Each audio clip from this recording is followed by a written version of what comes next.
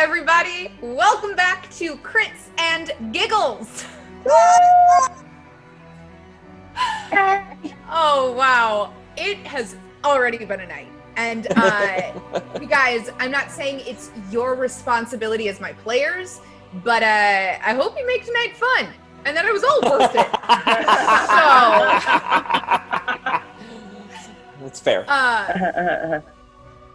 If you don't know, and it's your first time here on the DAT Network, tonight on Crits and Giggles, we are playing another session of Reign of Winter, one of Paizo's adventure paths. This is our 4th session, I believe. Yes, it is. So you're not too far behind. Don't worry about it. Obviously, spoilers. But if you're here and you're watching, I'm sure you don't care about spoilers. Let's say hello to Megan Caves, Jim Rodehaver, Katie Wilson, Ben Birch, and Candice Berg. Down there, my beautiful players. Everybody, I must say, you look so nice.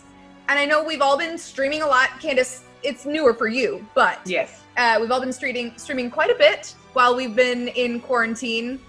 Safer at home protocol, whatever you want to call it. And we all look great from the waist up. I will be the first to admit, tonight, I am wearing pajama overalls. yes. One-piece lounger.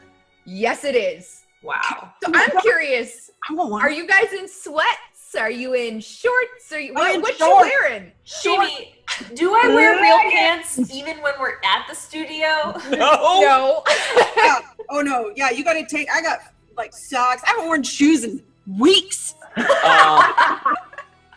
I am wearing jeans. Who wears just jeans? Come on. Brown noser. I have things to do. Oh my goodness. Okay. I haven't put on real pants in like over a month, so. I didn't wear real pants anyway. Yeah, No. I know, me either, so. Just leggings. Leggings, Yeah. guys. Yeah. Gotta get in on this legging business. Yeah, 'cause It is well, very those are true. Pants. So comfortable. Jim, are you Jim? wearing leggings? I don't know why you guys are bothering to wear anything because really it's working out well for me. Well, Please don't stand now up, Jim.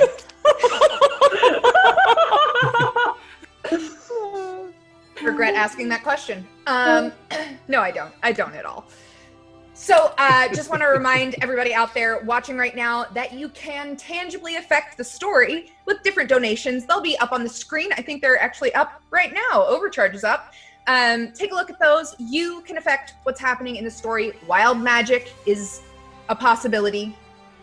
And if nobody else has anything to say, I think we should jump on in. What do you guys think?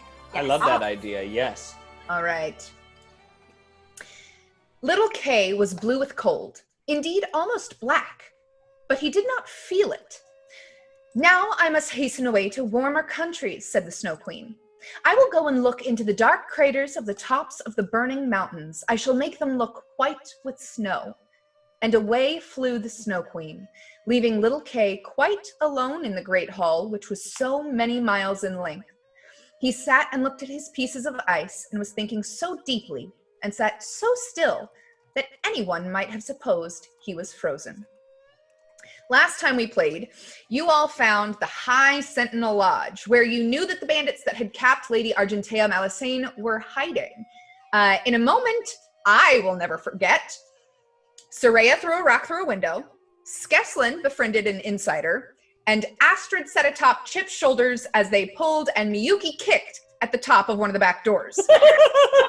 You somehow made your way into the lodge, finding and killing 5 raiders.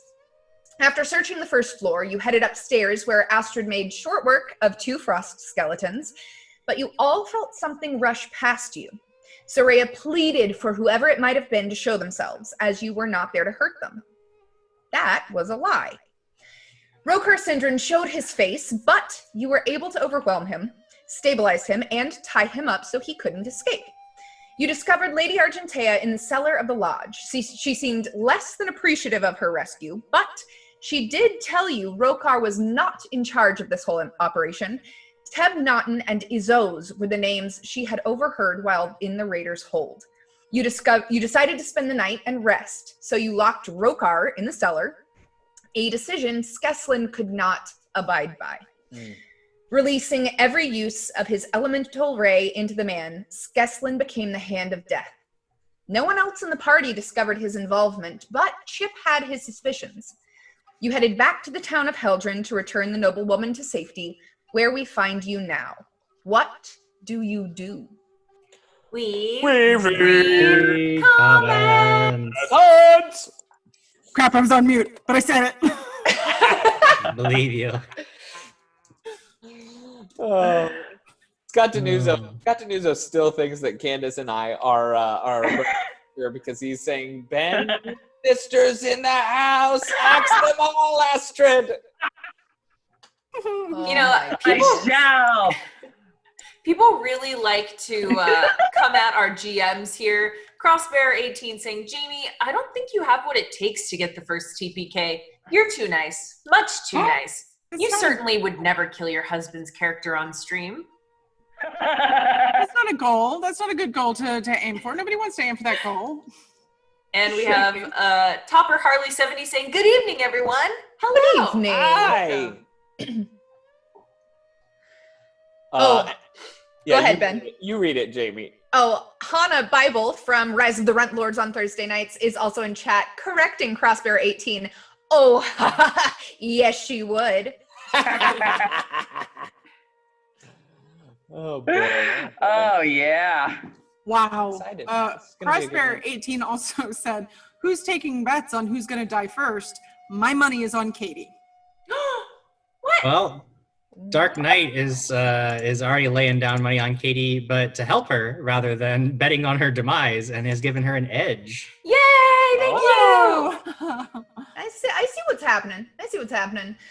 We have been cheered by Jay Womack, and we've been followed by a few people since this weekend, not like the Otters, Acitor45, Eddie LBC, Karf the Space Goblin, Nice. Kaido Milliger, Flamingo Dreamer, Ty Brimmel, and Blight Warden 9. Thank you guys for following. Wow. I love our channel so much. It is awesome. It is quite fun. All right. I know we said we were back in Heldren already, but Wait. I got one more thing. what? I was looking at this, and is our overlay different, or has it always looked this awesome?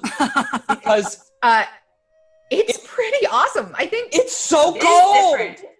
It's so cold. You well, can feel the cold at home.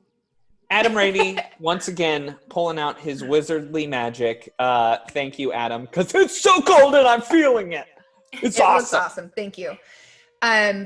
Like I said, I know I just said we're back in Heldren already, but there are a few things that we do need to talk about before we jump in there.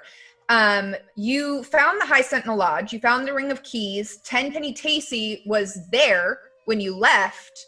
Are you leaving her keys? Are you just taking the keys with you, locking her inside? There's a dead body in the cellar. What's happening there? Are there 2 keys to the lodge? Yeah, there would have been 2 keys. Okay, so I say, I think it would be good to leave Tenpenny Tacey one of the keys, and we'll keep the other one, and then we come here, and it's like a lodge that we could stay at, Oh, yeah, I like this idea. like a checkpoint. Yeah. And then we can like Mm. save all of our stuff and like go through it and make sure that we know it's all there and we remember Mhm. everything that happened before in case we forget. Exactly. Yes, I like That's it. one idea. Unless, of course, the High Sentinels had some friends who will take umbrage to us being here. Well, we could always ask when we get back to town if there are more rangers out there. Yeah. Well, So, taking care of Tenpenny, giving her a key to the lodge before you head back. This is now your save checkpoint, I guess. We can fast travel here now, yeah? Yeah, fast travel. That's not how this works. But you did have some time on the road with Lady Argentea. She wasn't super appreciative at the time when you found her, but you do have the entire day walking back to town with her. Would any of you have liked to talk to her, ask questions, leave her alone, ignore her, pretend like she doesn't exist? I mean, I probably, if useful questions were being asked, that happened. But if nothing else was being asked, I was definitely talking at her. At the very Of least. course. I Of course. I have some questions for her. Sure. Sure. So Astrid strolls on up to the Lady Argentea and says, "Hello. Well, I was just wondering something, Miss. Have you ever heard of a man by the name of Orlov? Hestrig Orlov? I think he Hestrig was Orlov. traveling with your group, maybe." I do remember an Orlov, but I believe it was a woman. Oh, really? Yes. I don't remember much from the attack on my caravan, but I heard screams and shouts and arrows being shot into my carriage. The next thing I knew, a hood was put over my head, and I was drawn out and forced to march through the snow. Other than that, I don't know much more, but Orlov was one of the guards that we hired to protect the caravan. And you don't know where she went? No. In fact, Astrid, this is something we were going to talk about. As you're walking, and I know you guys had left a lot of loot in a chest on the side of the trail. You were able to pick that up. And when you get back to the massacre site, you don't find Orlov there. You didn't find her in the lodge. Mm-mm. This woman doesn't exist, or isn't dead, at least, where you've seen. Well, well, thank you, lady. I just, one question. Have you ever heard the name Lothard? Lothard? No, I can't say I have heard of that name.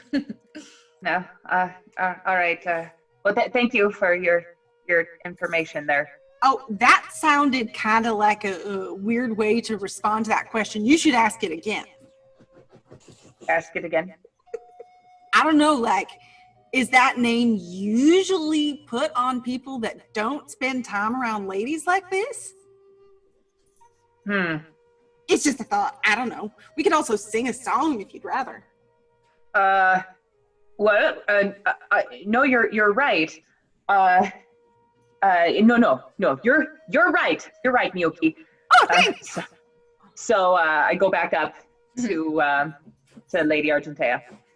Lady Argentea, I'm not trying to belabor the point here or anything, but I just was really wondering maybe if you could rack your brain while we're walking back to town, and maybe you could really think about maybe where you heard the last name Narum. You ever heard that, or Lothar Narum? Lothar Narum. It's not ringing any bells there. No? No, it is not ringing bells, and I am beginning to take offense at how you're speaking to me. No, I'm just going to go up ahead, if you don't mind. Yes, And well. she pulls ahead of the party to gain some distance And with from me. this questioning. Well, there are two things that happened there. Either I was completely wrong and you just kind of harassed her, or I'm right and she's still avoiding answering your question. Miyuki, could you do me a favor? Oh, yes. Could you go and sing her a song, and maybe she'll cheer up, and Okay. yeah. Yeah. Oh, this is a great idea. And remember the name Hestrig Orlov or Lothard. If she says that, you let me know, yeah. Lothar, yes, I will. Oh, thank you, Miyoki. Yes. Okay. Hang on, I actually have a thought. Can I sing, or I'll do some beat poetry using hypnotism on her to see if I can get information, if that seems like a beneficial thing to do. Sure. Is hypnotism a spell or is it part of your... It is a level 1 spell. All right. Sure, let's see where this takes us. Okay. So I need a will save, correct? Yes. 15. Well, And Jamie, because I think this is very, very important, you sunk because the Cadence gave $30 to sinks to the players, and you sunk, girl. Oh boy. Well, she fails. So you begin this beat poetry. Yeah. I think I go up probably like right behind her, and I go, there was an old woman who lived in a shoe. She had so many children, she named one of them Lothard. And so this is her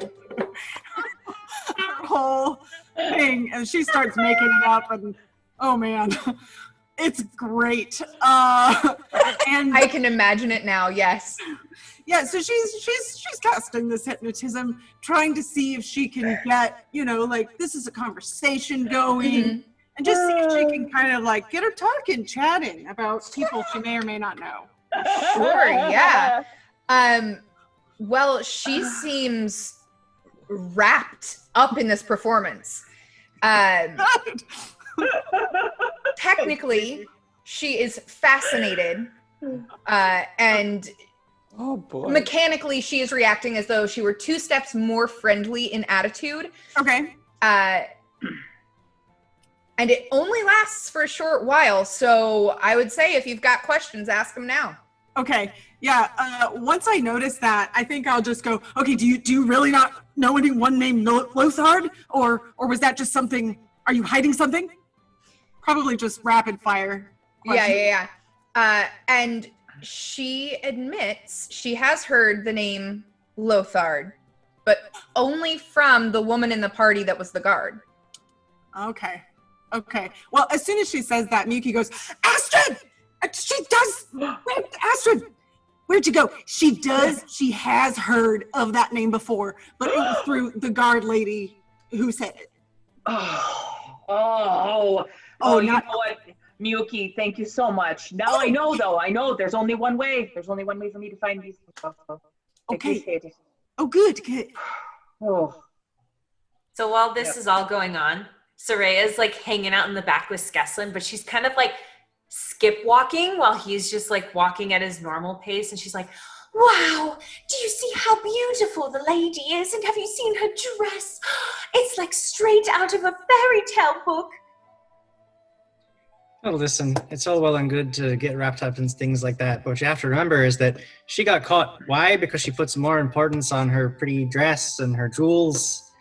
People like you and me, we manage to take care of our own. People like you and me, we get sent off to take care of people who get all wrapped up in their pretty dresses. So just remember that. Wow, it's really good advice. It was so easy for me to get wrapped up in her beauty. Oh, but did you see the bracelet she's wearing? But you're right.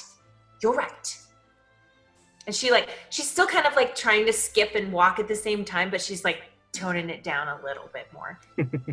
And Chip is far behind all of them, but not too far that it's dangerous. And Of course. and it's just like, because he's very sick. Yeah, you are sick. You know what? I think since it is a new day, you deserve a fortitude save. Oh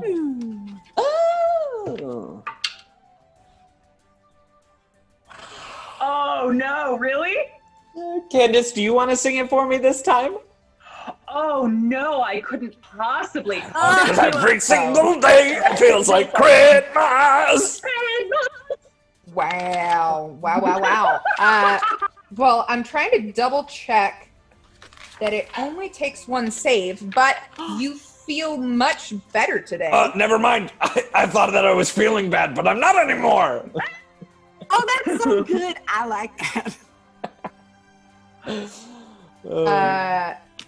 I will double check that got rid of the Chilbane shakes later, but you do feel better today. I know. At least you are not fatigued and sickened. Hey. So that is great for you. Man, it's going to be hard to kill you. So you make it back to town, and Argentea immediately is like, oh, civilization, thank you. If you could just point me towards the nearest inn, I will make contact with my family. I'm sure they'll send some carriages for me, and they will get this taken care of. An inn. I don't want to say that we're not happy that we saved you, but we did put our lives at considerable risk in order to do so.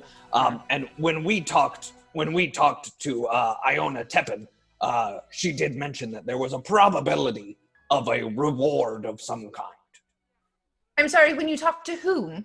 Oh, that would be the leader of this town, Miss Iona Teppan. Interesting. I don't know an Iona Teppan, and I'm sure she knows nothing of my family or my finances. But you did save me. Right. And when I return home, I will send back a reward here to Heldren, to this Iona Teppan, who I'm sure is trustworthy, and she can then give you your reward. Is Okay. that acceptable? Yeah, let me make a sense motive check on that.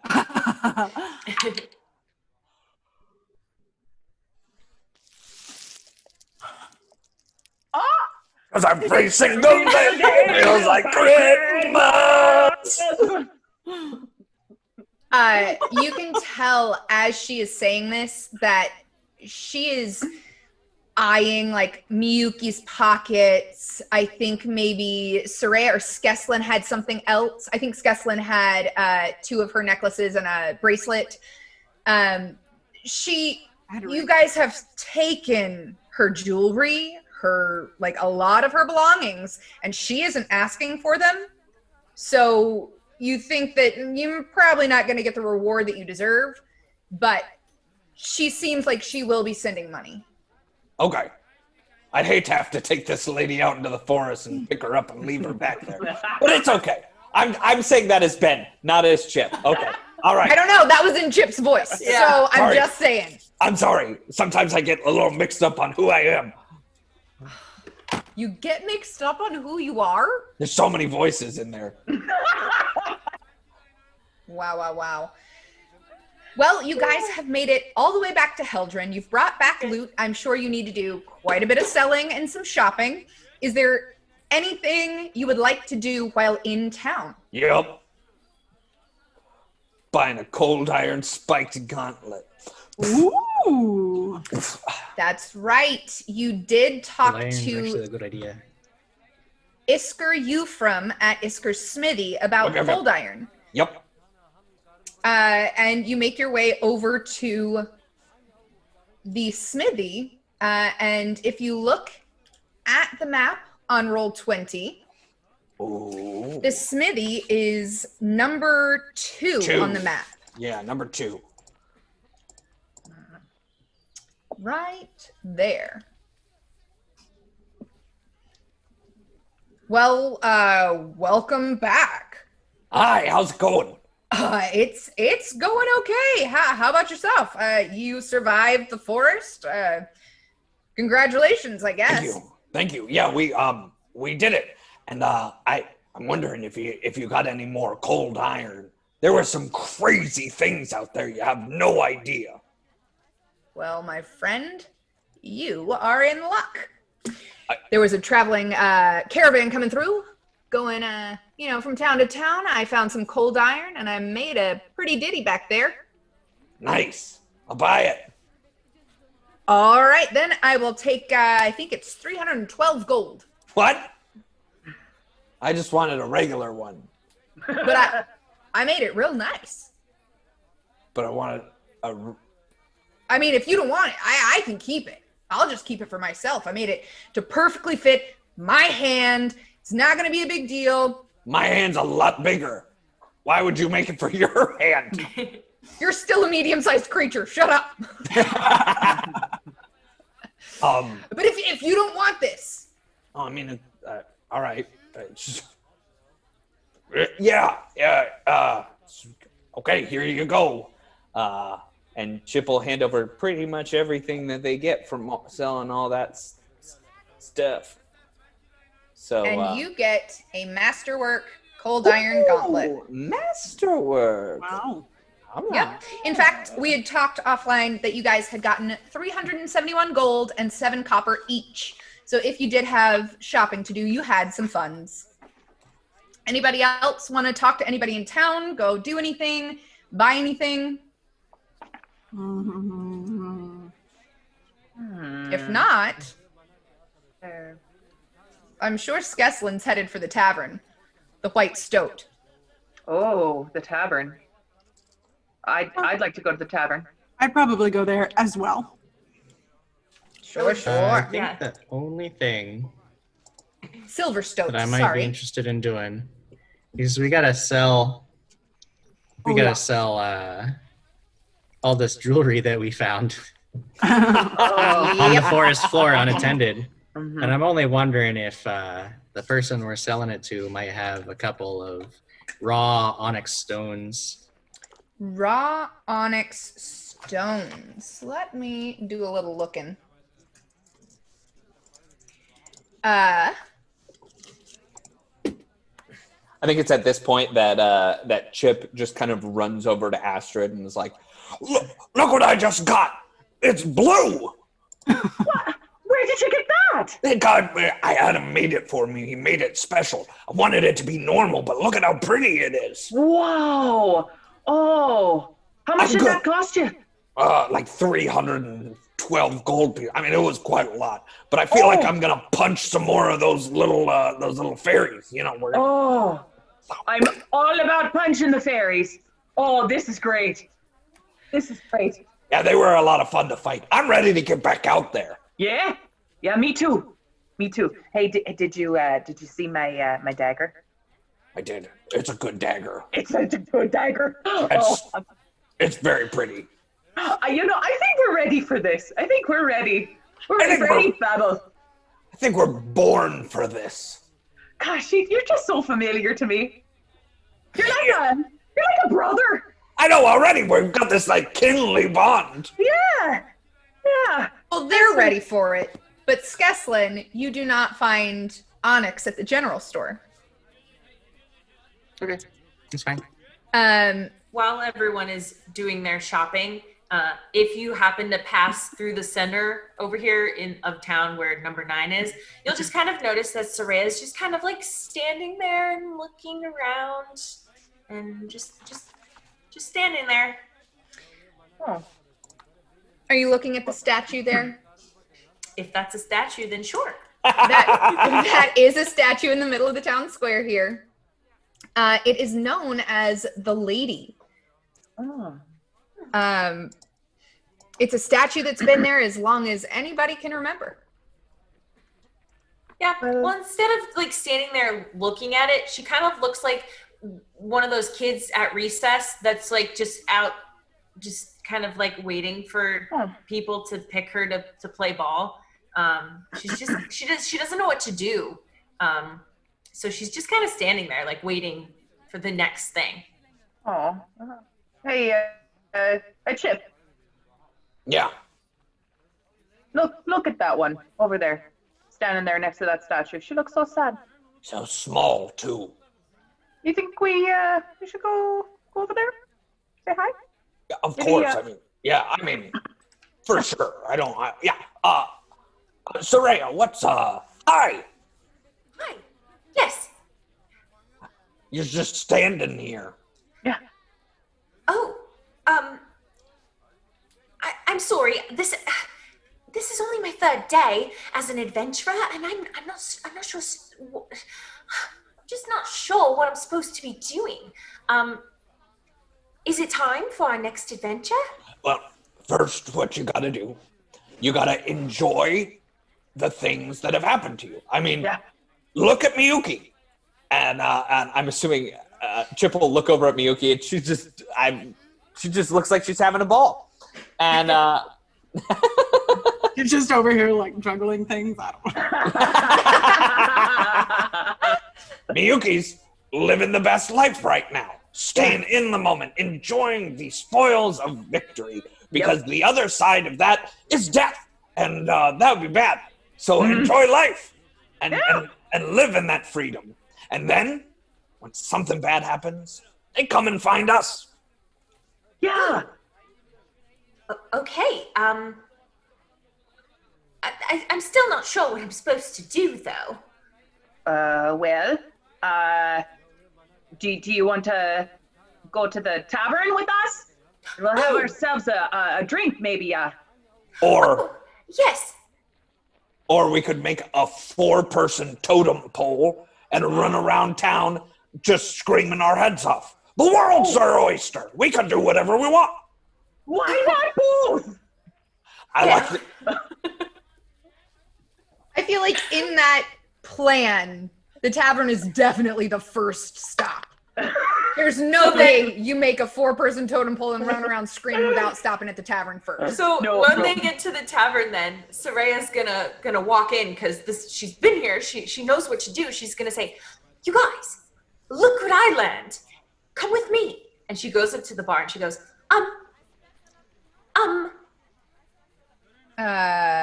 May I help you? Oh, yes. I would like wait.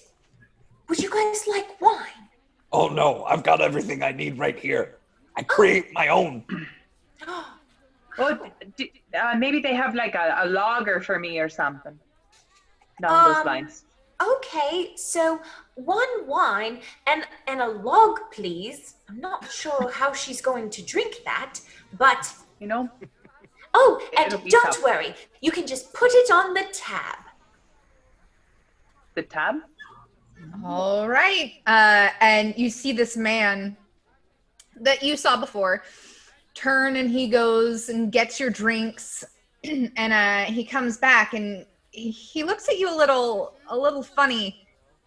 Put it on the tab. Which tab was that? Oh, right. It was the tab. Thank you. The tab. And you can see he is wrestling with this decision in his head. And before he gets any more words out, his wife comes over. Oh, come on, Menander. Just give the poor girl her drinks. We'll talk to Ionia about it later. And she goes off to deliver some food, and this guy goes, okay, and hands you your drinks. So I grab my drink and then I grab the other drink, in which I hold up very sadly and say, "I'm so sorry. What have they done to you?" And then I very sadly go and I hand it to Astrid. Oh, thank you. Thank you very much. Don't know why you'd want to drink that. Why wouldn't I want to drink it? And I just walk away a little sad. Oh. Well, you're all enjoying yourselves at the tavern, and it's not long before you hear a carriage outside. And if you take a look outside, there's a lot of kerfluffle. You can tell that Lady Argentea has found the stable here in town. And actually, let me see if I can find it. Yes. The woman that runs the stable actually has a carriage generally only used for like weddings in town, but Argentea has talked her way into this woman delivering her from Heldren to Opara, where she was headed originally. And it seems like she is ready to get on the road. She is headed out of town. Iona seems to be there, checking in with her, making sure she's okay, making sure she has all the information she needs to get money back for you guys, etc. And this carriage takes off to the north and slightly to the west. And sorry, my dog's collar is very noisy tonight. Give me just 1 second. Chat among yourselves. Oh, I I guess she didn't want protection on the way back. Well, Must be why she just left. I don't think she liked us, to be entirely honest. Oh, she seemed to like you. You got a lot of information out of her. Oh yeah, I hypnotized her. What? You can do that? I can. Isn't that neat? This thing, let me tell you. Does that Yuki, mean you're you've awesome. hypnotized us? I've never been hypnotized before. No, but I suppose I can if you want to, but let's do it tomorrow after I've slept. That's fair. But also, That's fair. I don't know if I want to be hypnotized. And then I can Soraya, confuse you. Soraya tries to go and drink a sip of her wine, and she like can't even get a full sip, and it's just like just kind of sets it down. I'll drink the the rest of magic that juice. if you don't want it. I'm supposed to drink it. That's what adventurers do. Well, only if you want to. But it's magical. It saved my life. How did it do that? It just made me feel more powerful.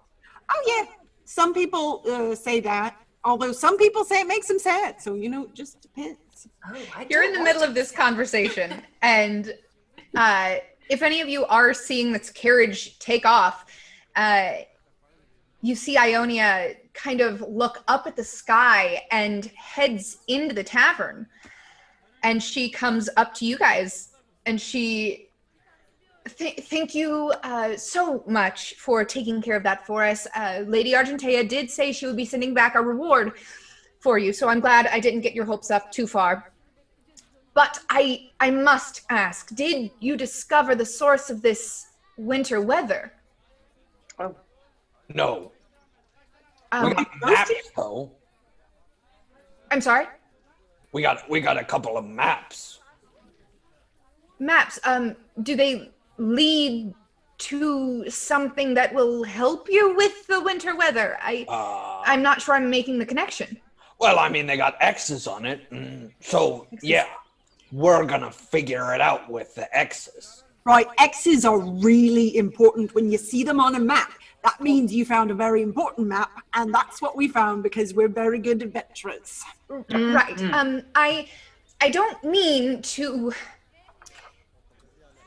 be pushy or put a rush on things, but I must ask that you head out very soon. I don't know if you have noticed, but it seems like the weather is spreading. And sure enough, what she was looking up at is the storm pushing from the woods, the forest, out into town. It looks like snow flurries are starting. It is much colder than the first time you were here. Our crops and livestock will not survive through this. Not what should have been a summer month, much less the people who live here. I need you to find out what is causing this. Just a point of order then. Why is it that you need us to do it? I can't spare any of the people that live here. None of them are strong enough really to protect the town, much less go out and find out what's causing this. Understood. So what you're saying is that we possess a certain a number of skills that you do not possess. Is that what you're saying? We provide, say, a specialized service that you're in desperate need of. Yes, I guess you could say it that way. You'd almost call us professionals, wouldn't you? Me? A professional? I guess. Indeed. Yes, I would consider you professionals. You did return the Lady Malisane quite unharmed. Is there a point you're making? Well, then I'd be happy to discuss the rates that we charge for our professional services, unless you have an initial offer to make. We are a small community, but I'm sure we could come up with, say, 50 gold each. Well, that'll certainly cover expenses, but... I don't know what else I can offer. We don't have much wealth here. Scaslin, Well, I mean, don't I'll have to worry. talk to the rest of my compatriots. I'm not really the leader of this small band of professional heroes, so, we'll come to a decision soon. And let you Please. know in the morning. In the morning. If you feel that time is necessary, I understand. I just urge you to make your decision as quickly as possible. There's a special rate for rush orders. Don't you worry. For just another 10 gold pieces each, we can make a much quicker decision. And there are 5 of you, yes? That's by my count. I don't know where, but if 60 gold is what it takes, then yes, 60 gold apiece. Oh, you don't have to worry about me. I don't need any gold. How? No, that's not quite true. We do very much need to worry about you, and we will worry about you. And we can talk about this in just a moment. We can talk all about what adventurers are going to do in just a moment. But for now, 60 gold pieces, I think, is sufficient to allay my particular fears. Of course, my compatriots can speak for themselves. Aye. Well, then it is agreed. 60 gold apiece.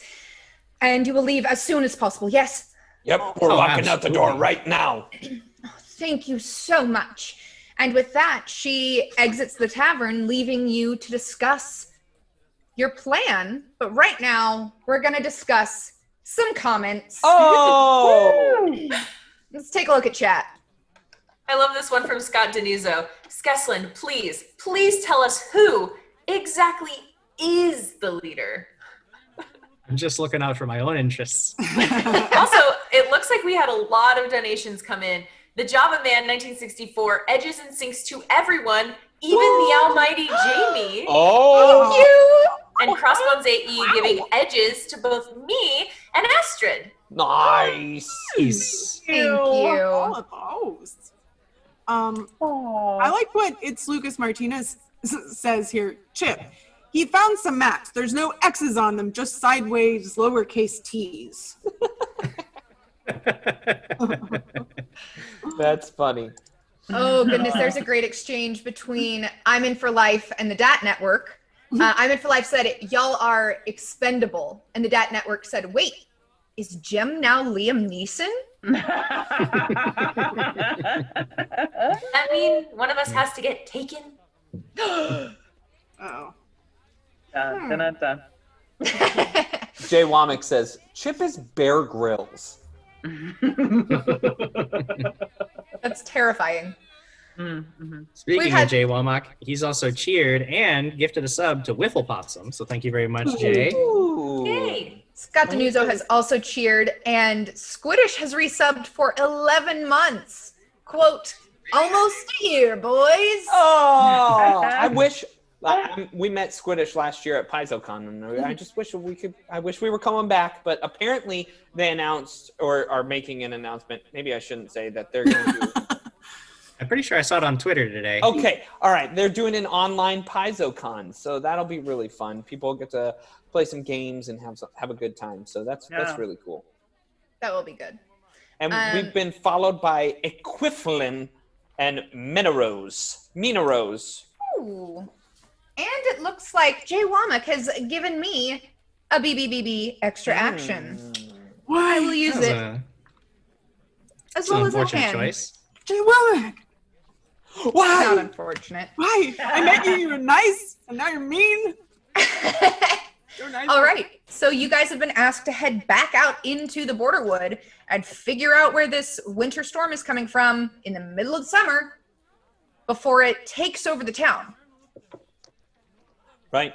At about this point, while you guys go ahead and make your plans, I do have one thing that I need to attend to. I want to see, do they have a bottle of mead at the tavern that I could purchase? Do. It is actually the closest thing they have to mead. Yeah, they have a mead. You buy a bottle of mead. I'm going to grab that, and I actually want to go and find, find our good buddy who we met, who sent us out on this particular adventure, Yuln Ornstag. Yes. He is... Actually, before I go, I'll look over at Soraya and say, hey, I think there's going to be a lot of chatting and planning around here, so if you want to stay, you're more than welcome to, but I'm going to go take care of another thing that's very important for adventurers to occasionally do.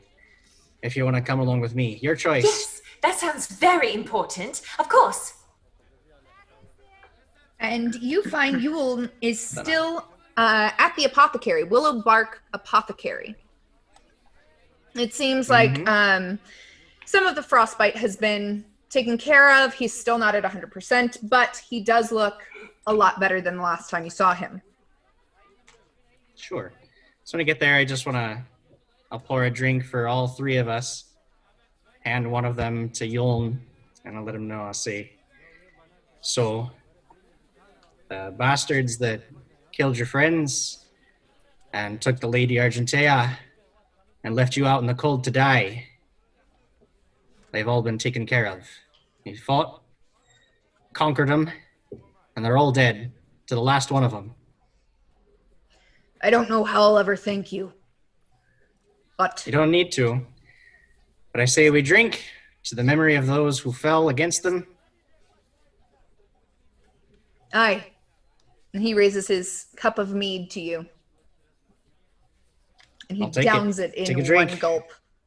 Oh, Soraya takes a sip and almost spits it out. It's bad. It's gross. Jamie, what you don't know is that Jim poisoned that drink and he's just killed another person. Now we're all dead. Well, you know, this one was an ally, so guess you don't have him anymore. At that point, I would just actually leave him the bottle. Maybe stay and talk with him just for a few more minutes. You know, sure. Let him reminisce if he wants. But when it's clear that he's done or just needs some time or the moment feels right, I'll gather Soraya up and head back to the tavern, leaving him the rest of the bottle, and going back. It's very kind of you. Yeah, he talks to you for a little bit about the people he was with on this adventure, this guard escort for the lady. And he talks about a few of them also being Ulfin and how he misses home quite a bit, especially now in his older age. And you find a time there as he's reminiscing that he kind of closes off a little bit, that you excuse yourself and make your way back.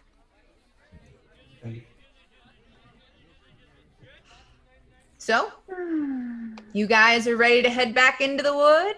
Yeah, are we gonna spend the night first before we go? Like, it doesn't make a lot of sense to Well, it doesn't make a lot of sense, but we did promise. We got rush payment to All right, head out immediately. Yep.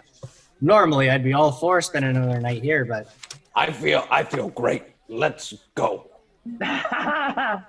So excited. My second adventure. But Chip will be like, Oh, we forgot to ask. and he'll run over and try and find Iona again. And you can just like, he's so big that he's like making everything bounce as he runs by him. But he runs over and finds Iona and just says, Listen, we have keys to the High Sentinel Lodge. We were gonna use it as a checkpoint, a little area we could go and be safe in there. Is that okay? It should be. I don't know how many of the Sentinels were out whenever these bandits took over, but as long as it appears safe, I'm sure they don't mind you staying there. Right. Okay, well, good. We're gonna do that then. And you head out. You make your way back, retracing your steps into the border wood. Sorry, it still sounds like a town. But you make your way back, tracing your steps, and you get to the High Sentinel Lodge. And you find that rope bridge on the back of, or I guess the front of the High Sentinel Lodge, that you know leads forward closer to where you need to be. Mhm. Well, I guess it's time. Should I, you want me to lead the way again? Sure. you did such a great job of it last time. All right. I'll back you up. You None. cross this bridge, and you continue through the forest. ooh. No, I didn't want to continue through the forest, but I guess we're going through.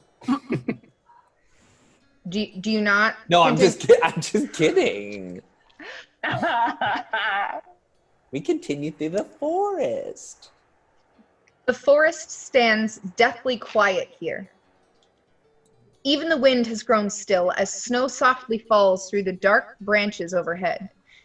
The rocks and snow along this part of the ridge are stained a reddish brown, and many tracks, both animal and human, cross the area. Everybody can roll a perception check. Kidoki. I'm gonna put an edge on it. Me too. Ooh, that's a good thing too, because that makes it a pretty decent one. Me too. 21. 18. 2. Oh no, sorry. 6. I forgot to add my perception.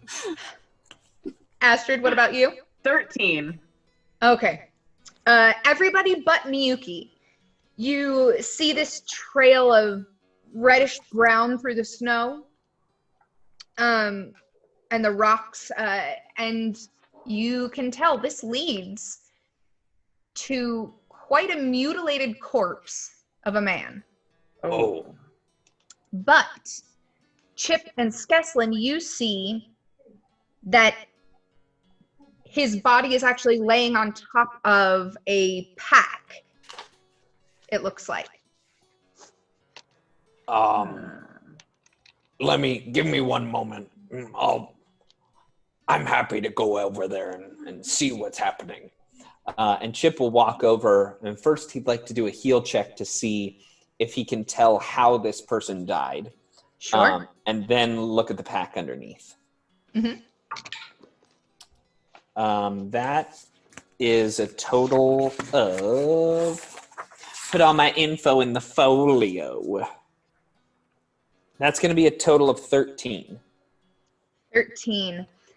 You see what appears to be bite marks and claw marks across this man's entire body. But you can't tell what would have caused these bites and claw marks.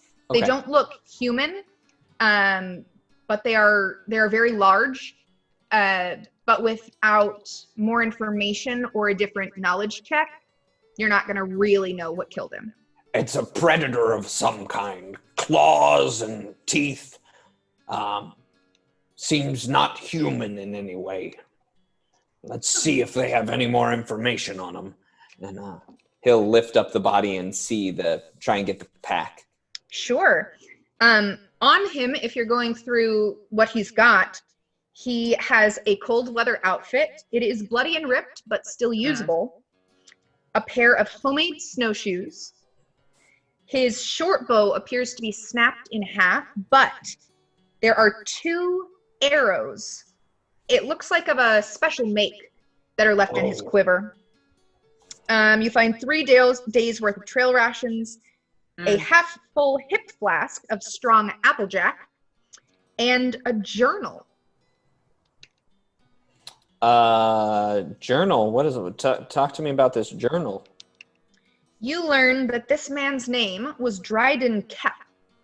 He was, in fact, a hunter from the town of Heldren. And he swore up and down that there was a giant weasel out in the border wood.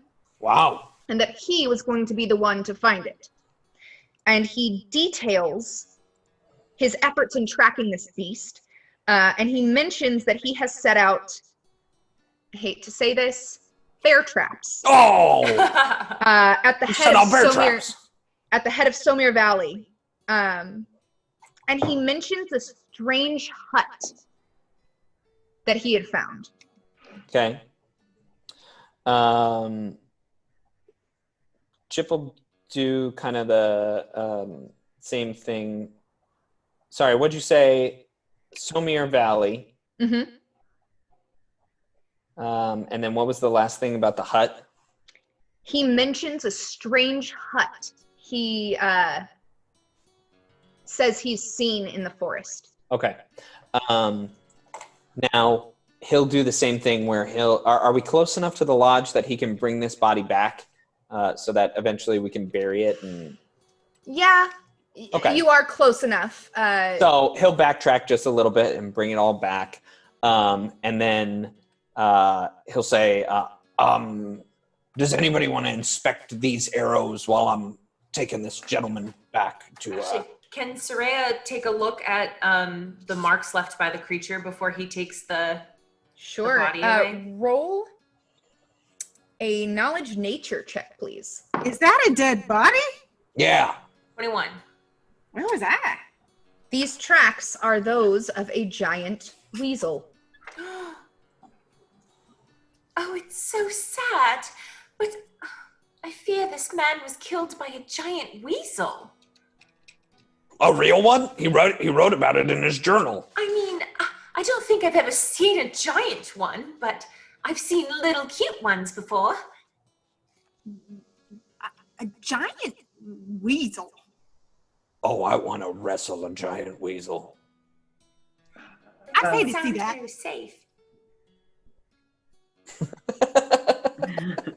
So you take this man's body back to the lodge. Jim's face is like, why do I even play with this fool?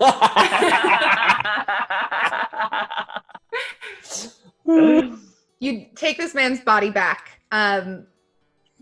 Tenpenny doesn't seem to really know what to do with it.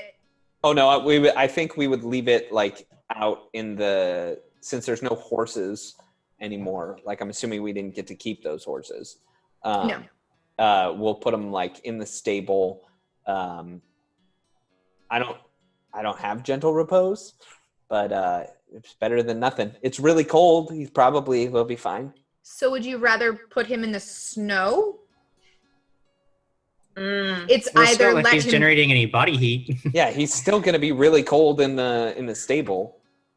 No. yeah, sure. Stable's Okay. fine. And head back out. You keep going. Oh, You keep walking. I'll do detect magic on the arrows. Sure, they are magical. Well, then I'll do a little spellcraft on them. Spellcraft. That would be a total of 15. These are +2 Ooh, animal bane arrows. ooh. And I'll look over at Miyuki and I'll say, Okay, Miyuki. +2 animal bane arrows. You only got 2 of them. But if something big and scary is driving us into a bad situation, aka I can't do a really good job of wrestling this giant ferret, Oh, it's up to you. okay. Yeah, for a second, I thought you didn't like me anymore because you were giving me arrows that would they be more dangerous to me? Anyway, it doesn't matter. I got you. Okay, good. Don't worry. I think you have the humanoid subtype, so you're perfectly safe. Interesting. I don't know what any of that means. Or you might be a fae, so really the real problem would be this cold iron gauntlet that I have. Oh yeah, I don't like that. That thing seems mean and scary. Well, don't worry, I'm never going to attack you. You're my friend. You're my friend. You're my friend. You're my friend. You're my friend. You're my friend. We're And friends. with that, you continue along the trail. I think while they're doing all their stuff, you would just see that Soraya's she's just kind of writing in like a little book that she has as they're walking along. she's writing, they're friends. Over and over and over. You continue along the trail, and as you keep traversing the snow, a cold wind blows through the forest atop the ridge. Heavy snow burdens the boughs of the evergreen trees, but someone has apparently cleared the snow from a large patch of ground to dig in the pine needle carpeted soil. And I'm actually going to show you on roll 20 Ooh. somewhat what this area looks like. Double check that you guys have control of your tokens there for me. Nope. Nope. No. Oh wait, yes. I was Okay. pulling the wrong color. Where did I go? Let's see. I don't. Is this the new way that we tried to do it and it didn't work, did it? What? The journaling and the pulling of the people and the... Yeah. Does everybody have control? No. Let me see. No. Okay. No. I will No. work on this. Okay. But you can roll a perception check. Yeah. Hmm. Wow.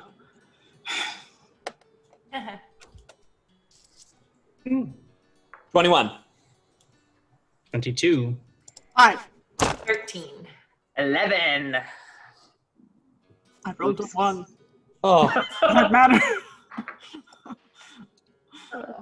There it is. Who had the highest? Sorry. 21. 21 for Chip. No, I did with a 22. I Again? forgot. For Skeslin. Skeslin, you Ah. are the one that notices that it seems like this clearing that appears to be dug away, these were not hands that dug away this hole. You aren't sure what did it, but something actually took the time to clear this out. And as you're looking at it, you actually see a couple of pine cones down in this hole over here. Okay. Actually, I want to Oh. point that out to old Soraya. Say, hey, it looks like something might have dug this out. Anything you know about that might do something like that? And she tucks away her little journal and little pencil she has. And she starts concentrating really hard. Would that be a knowledge nature? Yes. 14. 14. This doesn't look like an animal clawed away at it. It almost looks like somebody took branches instead of a shovel and attempted to claw dirt out of the ground Oh. to plant pine cones here. And as you are, if you don't mind moving yourself where you would be on the map, looking over here at this hole in the ground, you think you hear something. I would be beside her. I'm not letting her go in the hole. Sure. You think you hear movement. Oh, This is really strange. I don't think a creature did this. It looks like someone was trying to dig with some branches. do you think maybe it's a trap? Oh, I don't know. Sounds exciting, though. And as Jamie, you do say, what? Do I think maybe it's a trap? It doesn't look like a trap you would know, but we do need to roll some initiative. Oh, great. Thank you. Yeah.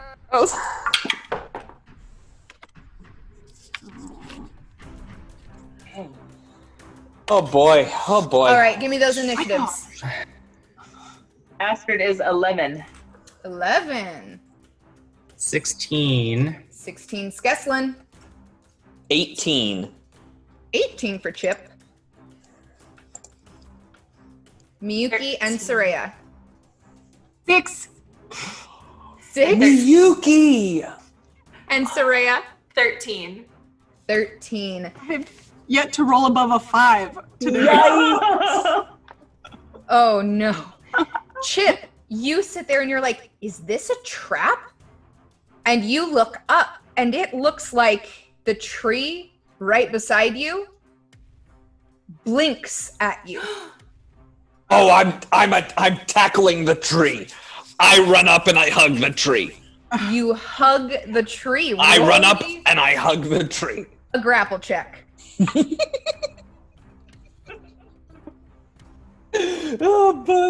Oh boy, that's going to be a 15. And can I add the edge to it? You sure can. I'll make it a 16. 16, huh? Flat-footed. That beats it CMD. Yes. But I need you Okay. to roll a reflex save. Oh boy. Uh-oh. Natty 17. That's gonna be 18. 18, you look at this tree as you're going to wrap up on it, and you see it is covered in this sticky resin, and you see it just in time to like avoid the really sticky parts, but you've got this tree wrapped up. You think that resin would not have been good. Okay. It is Skeslin's turn. Skeslin, you see Soraya and Chip looking at this hole in the ground, and you see Chip look up and go, ah, and just hug a tree. I got the tree! Skeslin, I got the tree! Does it look like he's hugging just a regular old tree, or is it From moving? where you are standing, it looks like a regular old tree. Cool. I will move, first of all, here. So let me just move 15 feet. Sure. And then I'm going to cast, I'm gonna bubble myself. Bubble myself up. Good I don't old like what's bubble. happening here. Mm-hmm. Soraya, it is your turn. I'm gonna say to the tree, Hi, I'm Soraya. I'm a druid, and we druids fought for thousands of years to protect you, and I don't want them to hurt you. Please don't hurt us. Are you And- speaking in common? well, would it understand druidic? You don't know. Okay. I don't know trees. You could roll a knowledge check Okay, I'll roll a knowledge now that check. you've seen the creature. Oh, okay, so that would be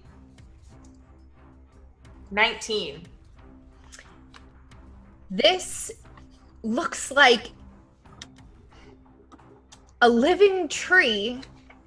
You've only read about these. They are known as frost firs. Oh. And as far as what languages they speak, you remember reading that they do speak Sylvan. I'm holding Treebeard? You're pretty much Oh. holding Treebeard, Ben. Jamie, I do speak Sylvan. Would you like to speak in Sylvan then? Yes. All right. So everything I just said, but Roll me a diplomacy check. ooh, that's gonna be a 25.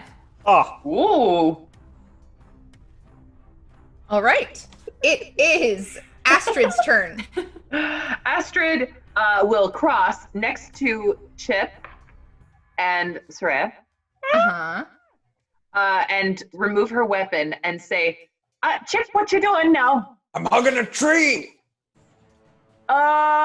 Okay. It's alive, don't worry.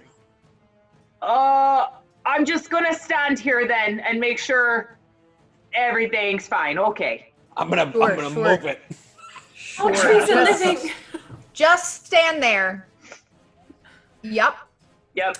It is now my turn. And you all see another tree start walking towards you. Oh. We're fighting As Chip has this tree wrapped up. And Soraya, you have pleaded with this tree, like, we're not here to cause any harm. And you think you've done a pretty good job as the tree in Sylvan responds to you and says, please have the man take his arms off of me. Yes, of course. I've spoken with this tree. Excuse me, what's your name? My name is Joe. I've never heard of a tree named Joe. I like it. I'm Soraya. Now, these are my friends, and But it's just Joe, J-O. I don't know how to spell Joe, even if I wanted to. Okay, these are my friends, and Chip, could you please release your grip upon Joe? I'm just the Before happiest Chip I've gets ever to been. do anything, Miyuki still has a turn. Then I'm just telling everyone, They're not going to hurt us, but please don't hurt them. I mean, Yuki would be kind of just ready. So we're not attacking or... No, let's try to speak with them first. I mean, we could do it like to a drum beat. Yes. Sure. Okay. Yes. You guys talk. Ready? And Chip, do you release Joe? Yeah, I really don't want to though, because it's a hug, and I'm just enjoying. But yeah, I release him. You release Joe. And as you do, you notice this other tree seems to like release anxiety in its branches. It seemed tensed as it walked over to you, but it loosens its stature for a second. I apologize for scaring you. We were worried that you would hurt my child. The pine cone? Wait, you guys don't speak Sylvan. No. Right. What's Oh, you guys, he was worried that we would hurt his child. Who is your child? The pine cone. The little one at your feet. Oh, these pine cones? Well, Yes. should we help you move them to a safer space so that no one may trample upon them? If you would like. We do not know this area and do not know what is safe. Right. You don't know this area? I do actually speak Sylvan, I think. Pretty sure. Great. Are they talking in a way that we all can hear? It's just about whether or not you speak it, right? Just double check it. Yeah, you can tell that like noises are being made from the tree. This mouth is moving on the tree, and Soraya seems to respond to it. So, Okay. Soraya, my beauty? Could you fill us in on what's happening here? No, it seems that they are not familiar with this area and they just didn't want us to hurt their children. And I pick up the pine cone. Oh. They're so cute. What are their names? well, that one is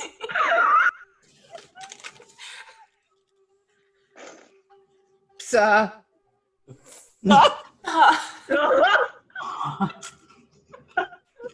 Did I break her? If you want to know where my brain is, that's a Polish word for dog. Sa? Sa. Sa. That's a beautiful name. Hello, Sa. I'm Soraya. Let's put you somewhere where you won't get hurt. And I just, is there like a little like rock I could lay her or him up upon to? Sure. Okay, You want to put the pine cone on a rock? Oh, this It's is going no to need to take a pine- root. It gotta go into the ground. Are they the walking kind of Excuse tree? me, Joe, where would you like me to put your child? I would dig deeper, but this is a different land than I am used to. And Joe points directly where the pine cone had been. It just seems like he needs help covering up the pine cone with some dirt. Oh. Hey. Oh, you just got saying- planted. We can help this. We can help Joe and his child here. We just need to dig a hole and cover it up so that nothing can harm it. Will you help me, please? Does anyone have a shovel? I have my axe. I could kind of use that to, kind of get in there. Please. Okay. Wait, and I'm holding Sa. This tree keeps saying that it's new here, but unless I'm mistaken, I thought that trees took a long time to get that tall. Oh, let me ask. Joe, where are you from originally? Why do you not know this area? We walked through, and we ended up here, away from our home. What did you walk through? It was shimmering in the forest. Shimmering in the forest. You guys, it sounds like they walked through something shimmering in the forest and then found themselves here. That's not possible, is it? I suppose. I mean, we're sitting here talking to trees, and you got a pine cone in your hand that's going to turn into a baby. So I think what's possible and what's not possible is kind of a moot point. That's true. Soraya, maybe ask Joe where the shimmering is. Which way would we go to find it? Oh, that's a very good question. I'm so happy I'm with such seasoned adventurers. Excuse me, Joe, Yes. where could we find this shimmering in the forest? Can you point us in the right direction? And Joe turns to the other tree, and the tree raises one of its branches and points to the southwest along the trail that you've been following. Oh. Oh, it seems we're on the right path if we'd like to find this shimmering in the forest. Have we dug that hole yet? Oh, let me get on that. And Astrid chops and chops at the frozen earth and digs, and she digs down about a foot into the ground. Are there two? There's two. Was there It's two? just one pine cone, two Oh, trees. One pine cone, two trees. Oh, wonderful. Okay, she digs down and into the earth. How's that, Soraya? And then Thank you, I'm gonna give the pine cone a kiss, and I'm gonna say, "Sleep well," and I'm gonna cover him up. Oh, yeah, And- that's nice. Thank you, small ones. I appreciate the help. Oh, of course. I'm just so happy we ran into you, and my friends didn't kill you before I had a chance to speak with you. You should warn the large one about his grasp upon those he does not know. That's a Yes. talking tree! That seems to be something he struggles with in general in his life, but I don't know. Maybe that's just part of his adventuring. But I'll let him know. Thank you. And these two trees, right around the little hole you've dug for the pine cone, seem to kind of settle in, and you see their eyes close, and the eyes almost disappear into the bark. Oh. Wow, that's amazing, you That's guys. so cool. That's so cool. This is awesome. Okay, let's go. I have to say, Soraya, that was great work you did there. You're a very good adventurer. Thank you. You know, sometimes it's better to just talk to someone before you start killing them. Oh, Yeah, I agree. I'll take that into consideration. So, shall we walk? Yep. Yes. And then I'm going to go over to Skeslin and I'm going to say, "Did you hear? Astrid called me a good adventurer. Wow. And it's only my 3rd day and my 2nd adventure." Oh, you seem This to be is a picking it up pretty quickly. You continue along the trail, and you catch sight of animal tracks again, and it appears as if there's blood following these tracks. Oh. You can make a knowledge nature check to see what Got it. animal this might be. Well, that's a 6. 11. 11. Miyuki could also make that check, correct? It is true. 14. 14. It's a little harder for Soraya. She seems wrapped up in her head that she just got to talk to trees. It is such a good day. She is an adventurer now. But you identify these tracks as those of a giant weasel again. Oh, I think it's that weasel again. And just real quick, I need a perception check from everyone. Just to let you know, Crossbones AE has donated $11, an edge for Jamie, and a sink for dear old Ben. This is just the beginning, Ben. More to come if a special someone doesn't make it. Talking about Mog on things in space. But I will tell you, Crossbones, that you made the mistake because a sink is good for me, not bad for me. It's true. Speaking of, I rolled know a what? nat 20 in my perception check. All right. 27. Wow. Alrighty. I got Anybody a else? 22. 22 for Miyuki. 16. Oh, Ben, that's gonna be a 15 for you because I'm sinking you. How dare you? Jim, what did Skeslin get? 14. 13?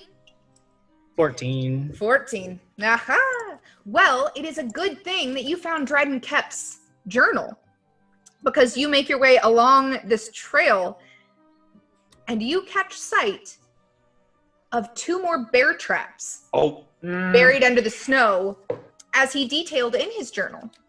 But one, there should be a third, but it seems to be missing. And that is where this blood trail starts. We should set off the other bear traps so nobody agree. gets hurt. Yes. I agree. I don't think an innocent creature deserves to get caught in one of those contraptions. Being able to see them, it's sort of up to you. I think that technically raw it doesn't work, but it seems to make a lot of sense. If knowing about them, I can do it. I can just use open close to snap both of the bear traps shut. Sure.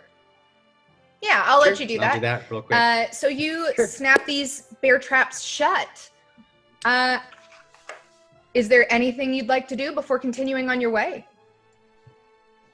Should we take them? The There's no bear reason not traps? to. Oh. I They suppose come in we handy. could. Sure. So I'm not going to use them. I don't mind the bear traps. I don't want to place them everywhere. Of course not, Ben. This was a trap for you specifically.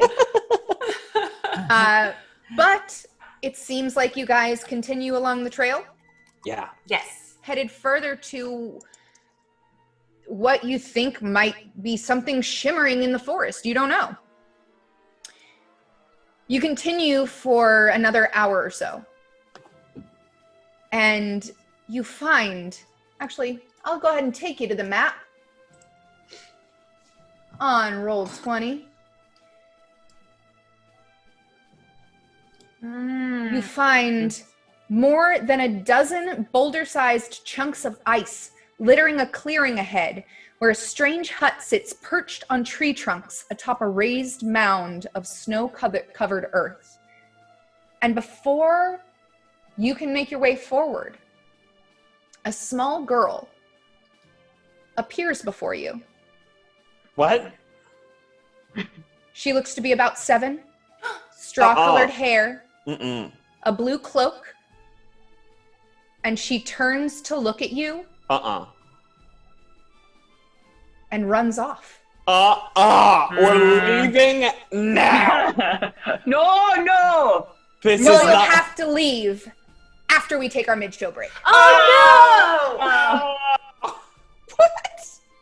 Sorry, guys. Jamie, I do want to leave. Can we go back to where we were happy and no! we're Yeah, ripping trees doors were really nice. and we were ripping trees doors were off nice. of hinges and that stuff? What, you don't like small freezing children appearing amongst boulders? Nope. Well, that's too bad, because I gotta pee.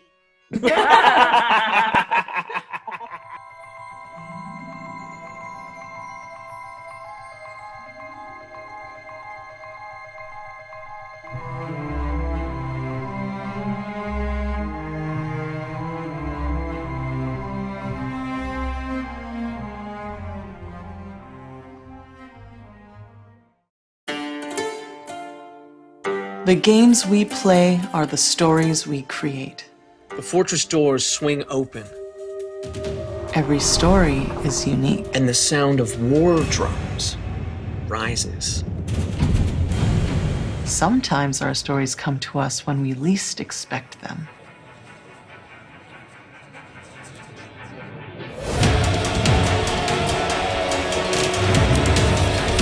We need to be ready no matter where inspiration strikes. And sometimes our stories are told over great distances. No matter where your journey leads you or how your story is told. The games we play are the stories we create. Sirenscape can help make yours epic. Sirenscape is searchable, fast, and customizable from any device with no need to pre-install any sound. Adding epic atmosphere to your game has never been easier. Lady Brienne, thank you! Thank you, darling. Thank you. I must go. Sorry. Next time. I'm just gonna pound. Right, let's go. Let's do the thing. All right, so you all make your way over to the library. 17! That hits. Yes! That hits rat number 3. Die! Jen got it! Minimum damage! What is your 3 damage. 3. 3? Okay. You cut him. You cut him real good. We love her DM. We love a good per diem. We love a good per diem. Love a good per diem. Well, I'll give it to you beforehand if you just make sure to do it. $7.50. Yes, there's more on the table if you return. But I mean, the 5 of you. Right. 5. 1, 2. We won't bring back the goblin. No, this.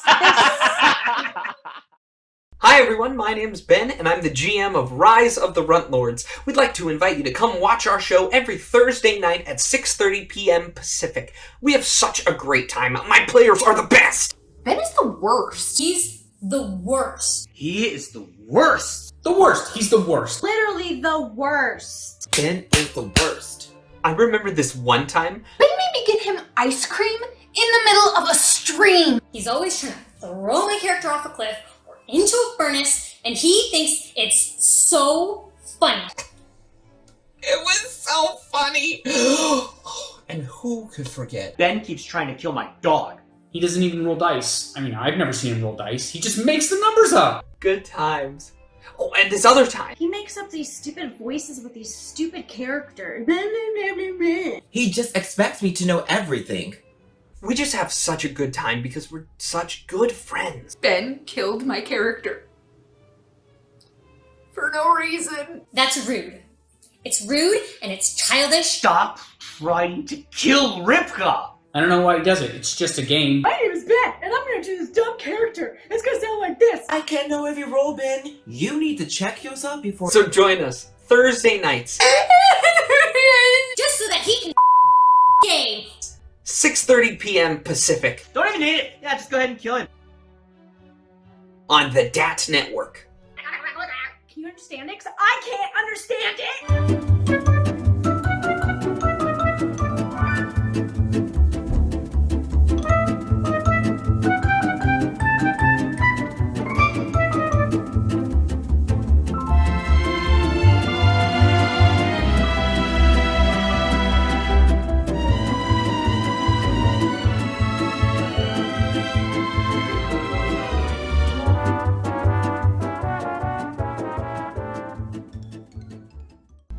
You ask.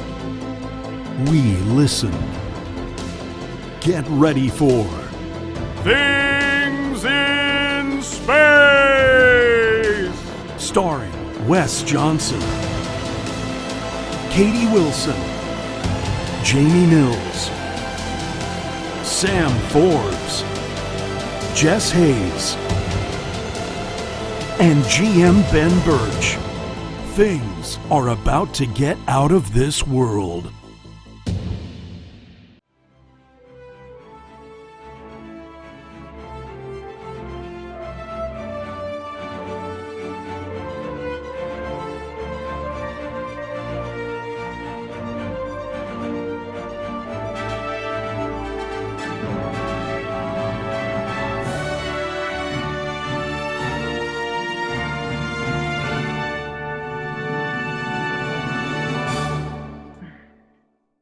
Hi, everybody. Welcome back to Crits and Giggles. We are playing Reign of Winter. Woo! Now, before we jump back into things, I think we should take a look at chat, see what they've got to say about what's been happening. What do you say? A lot of people are talking hashtag Save Mog because they just saw the Things in Space trailer, and Mog is definitely about to die. So, Takushi Eternal says, "Hello, players." Hello. Anybody else find something? Back when Ben and I both rolled a 16, Scott Nuzo said twinsies. Oh my gosh.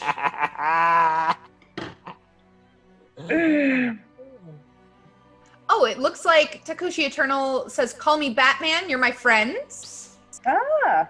Is that someone also we know? following us now. Ooh, thank you There for the you follow. That's so weird because Takushi, I'm Batman. Oh, Crossbones thinks Ben is about to die. Oh. Just saying. No. Possibility. Disagree. It Ben is is a petrified. strong possibility.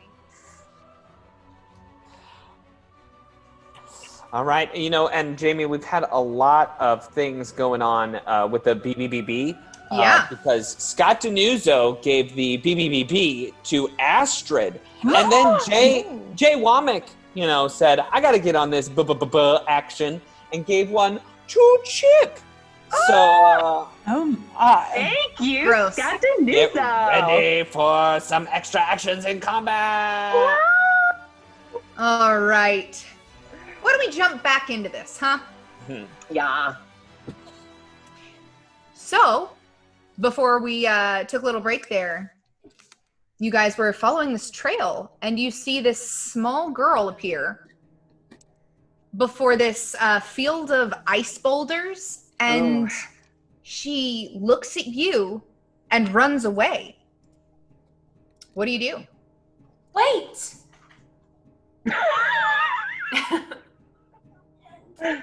Wait. I don't have control of my token, by the way. I will fix that for you. Wait, what? Well, That was frightening. Well, you afraid of a little girl, Chip? Why I'm is afraid there of a a little little girl. girl?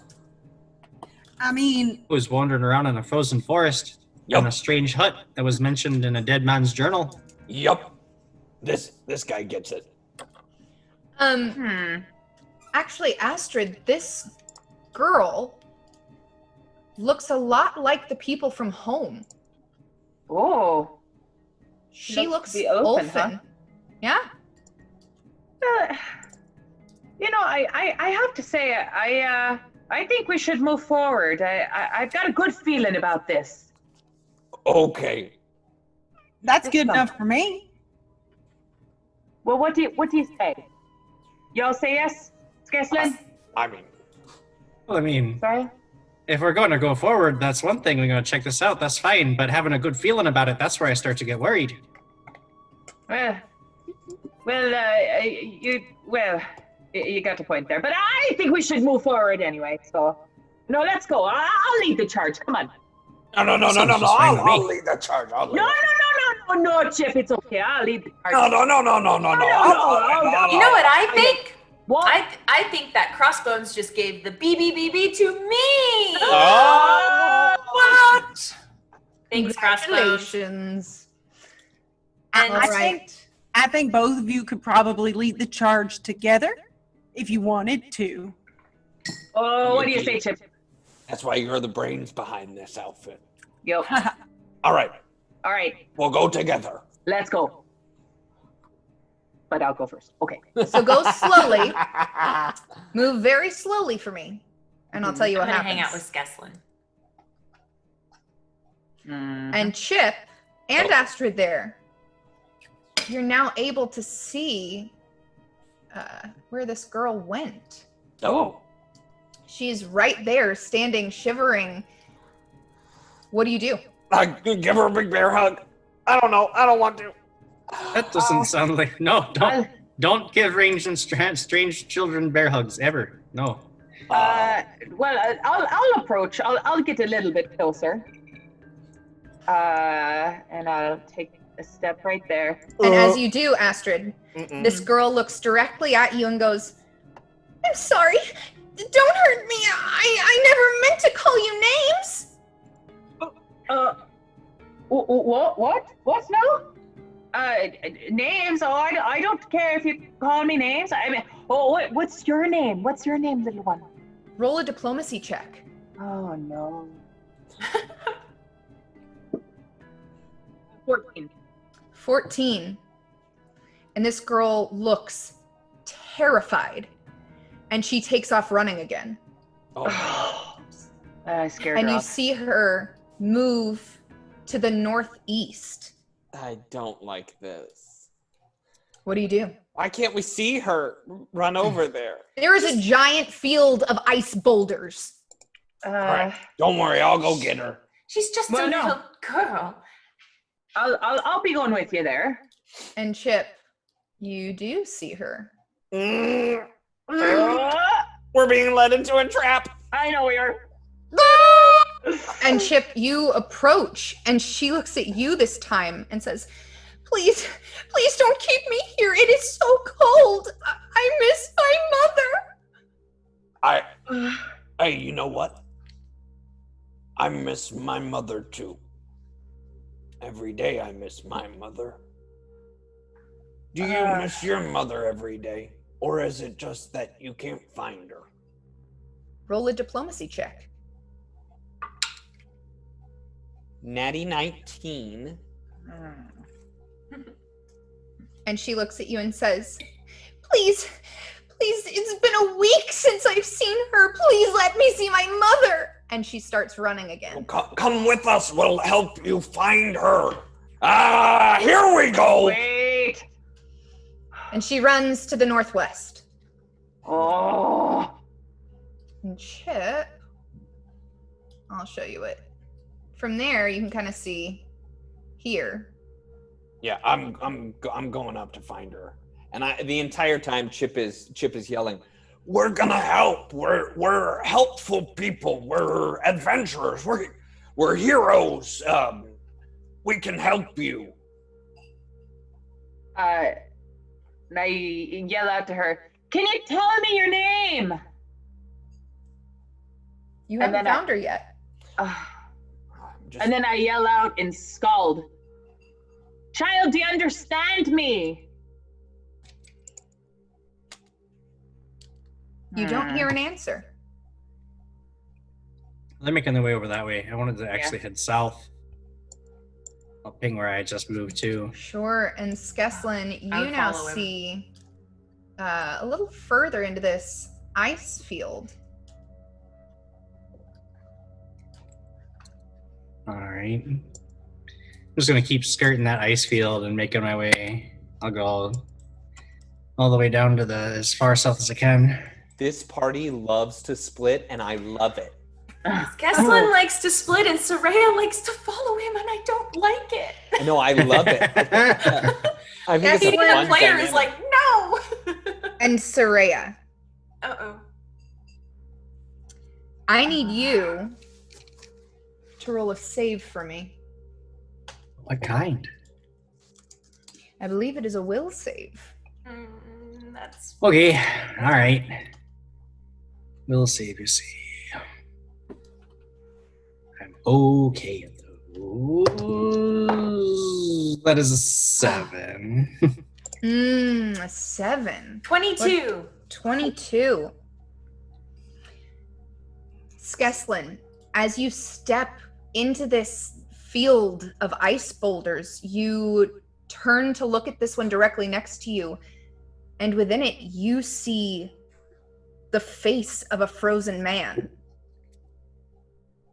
And you turn and look at the other one. Seems like there's another frozen person, and you start to panic.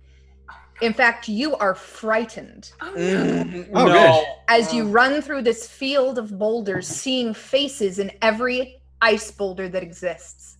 Frightened is so bad.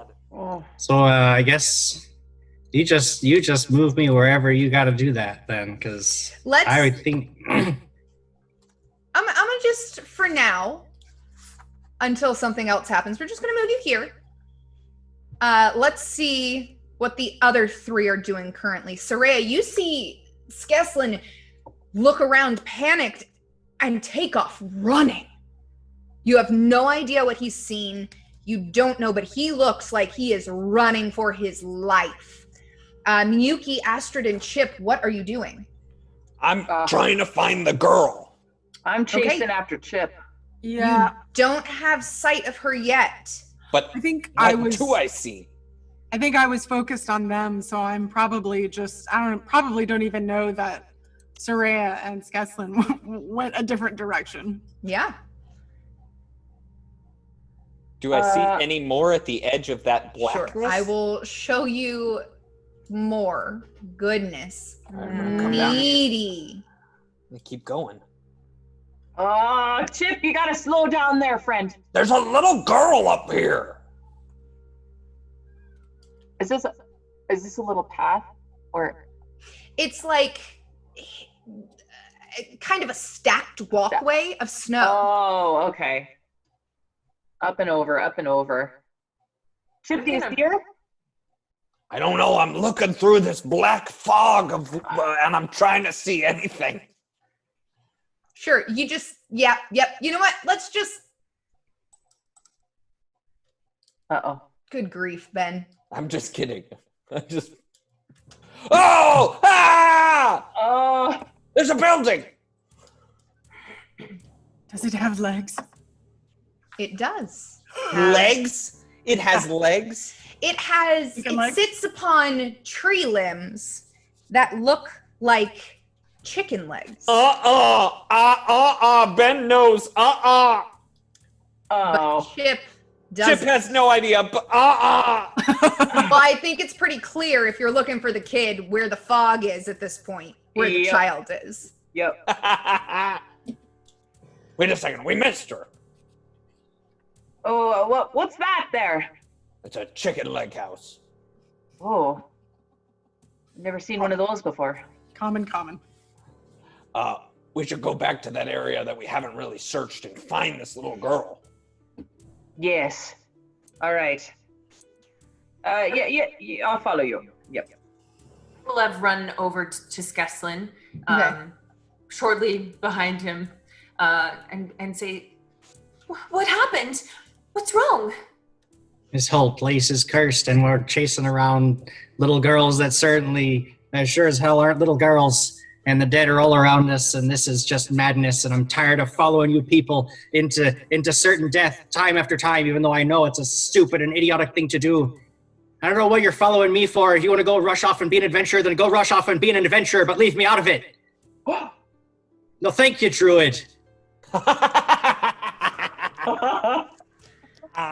She just kind of stands there dumbfounded for a minute and waits to see if he's gonna move away from her.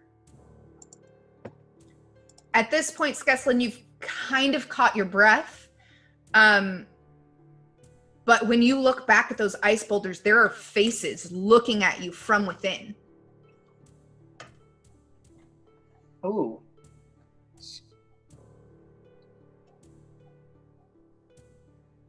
Well.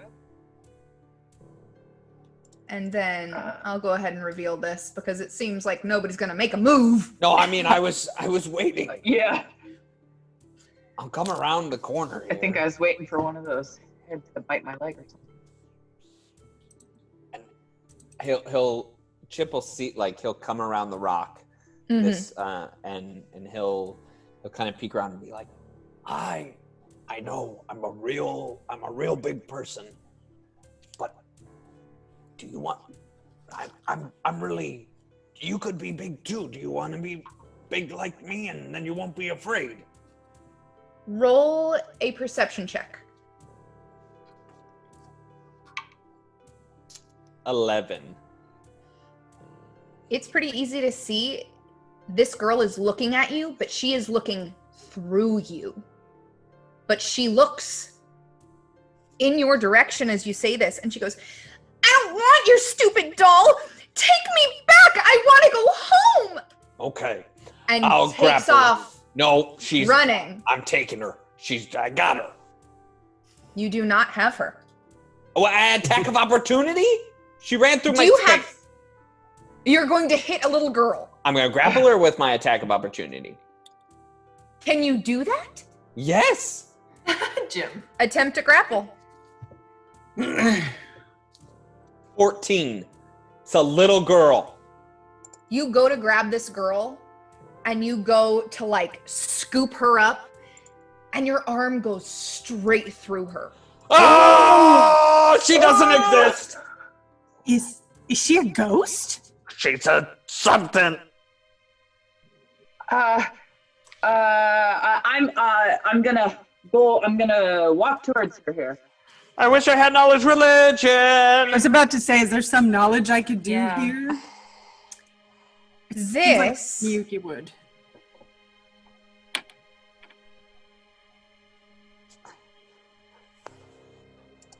Roll.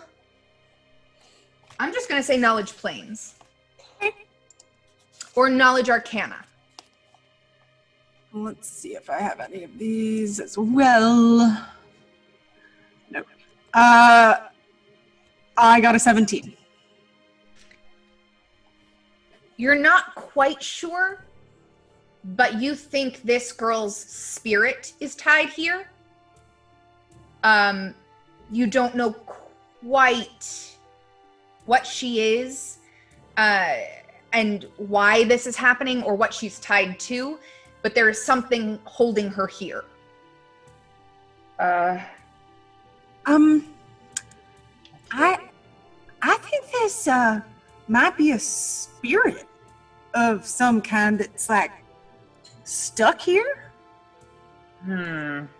Oh boy. Okay. I approach her and I say, "Little girl, tell me your name. I can help you if you tell me your name." Roll a perception check. 4. You don't notice it. She looks in your direction, and she says, "I have to get away, and you should too, before they find you. Run!" And she takes off running. Yikes.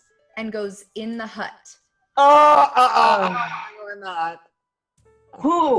Who's coming? Okay, hold on. We gotta talk. Why does that hut have chicken legs?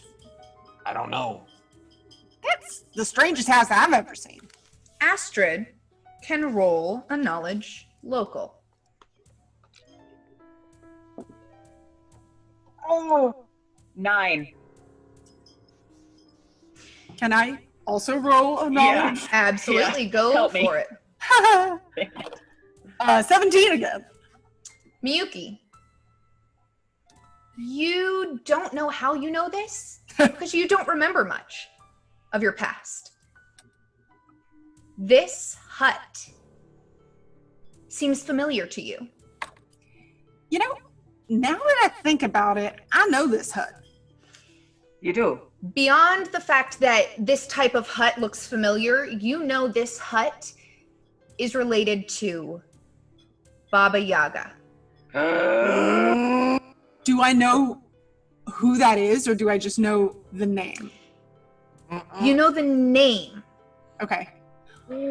Oh, you know what? I think that this hut belongs to Baba Yaga. And I don't know what a Baba Yaga is, if a Baba Yaga is nice, if it's dangerous, if it like bakes cookies and would invite us in to eat those cookies, because if it does, I think we should get some cookies. Miyuki, Yes. Baba Yaga is the queen of the winter witches.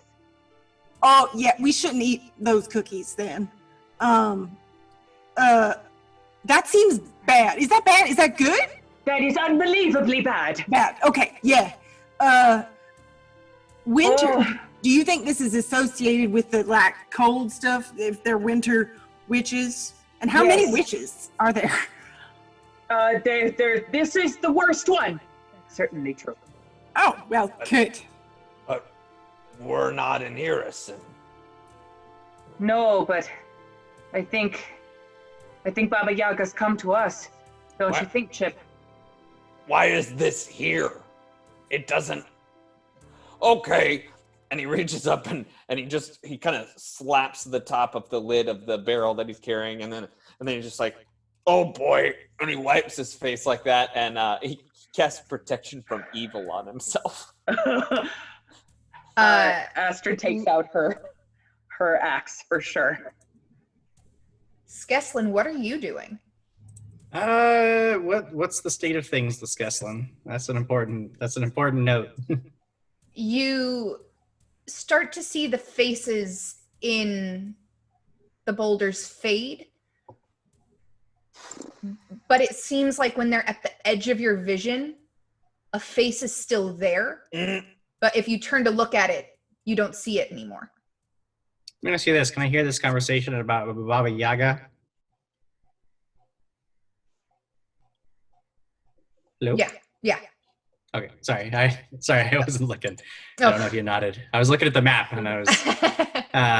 Okay, I think at this point, Skeslin, anger has become a bit of a fear.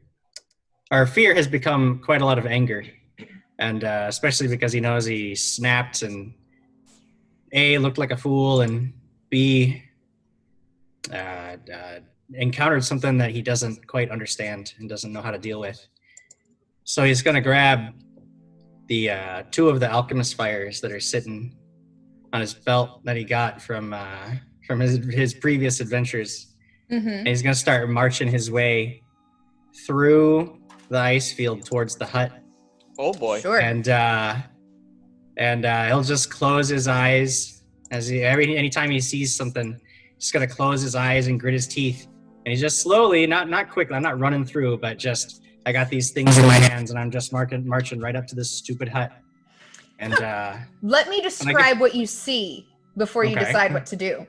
Mm-hmm. A small hut stands here on 4 legs, each one a single tree trunk whose gnarled roots resemble the toes of a giant chicken. The hut is constructed of heavy logs with a patchwork roof of shaved bark shingles. Inside the hut's open doorway, a small figure sits on a carved wooden chair, staring across the clearing at the trail on the other side. And I'll show you the face that you see sitting in this chair. Do I want nightmares tonight? I don't know, do you? No. Oh, no! Oh no! Oh no! No You see a reservations doll. about my current course of action. You see a doll sitting in the chair, just staring out the open door. No! Wow.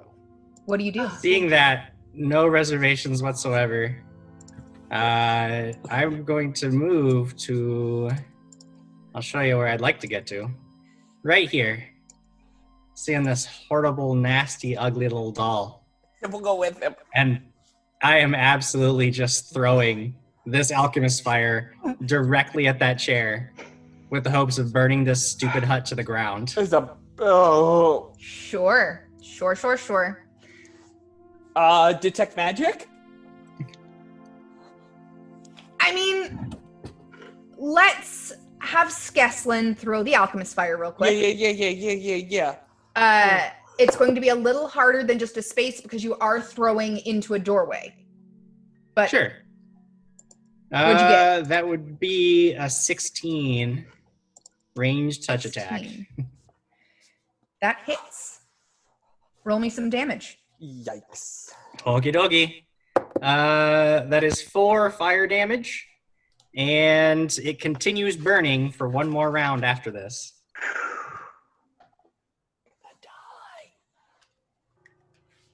Let me just say we should roll initiative. Okie dokie. Wow! 15. Why have you left me? 15. All right, let me see what my initiative is real quick. Ooh. All right. Skeslin, what is your initiative? 11. 11. Chip? 6. Beautiful. Miyuki? 19. What's your modifier? 2 plus No, 2. That's a bad thing to say. Astrid, what is your 5. initiative? 5. Wow. Well.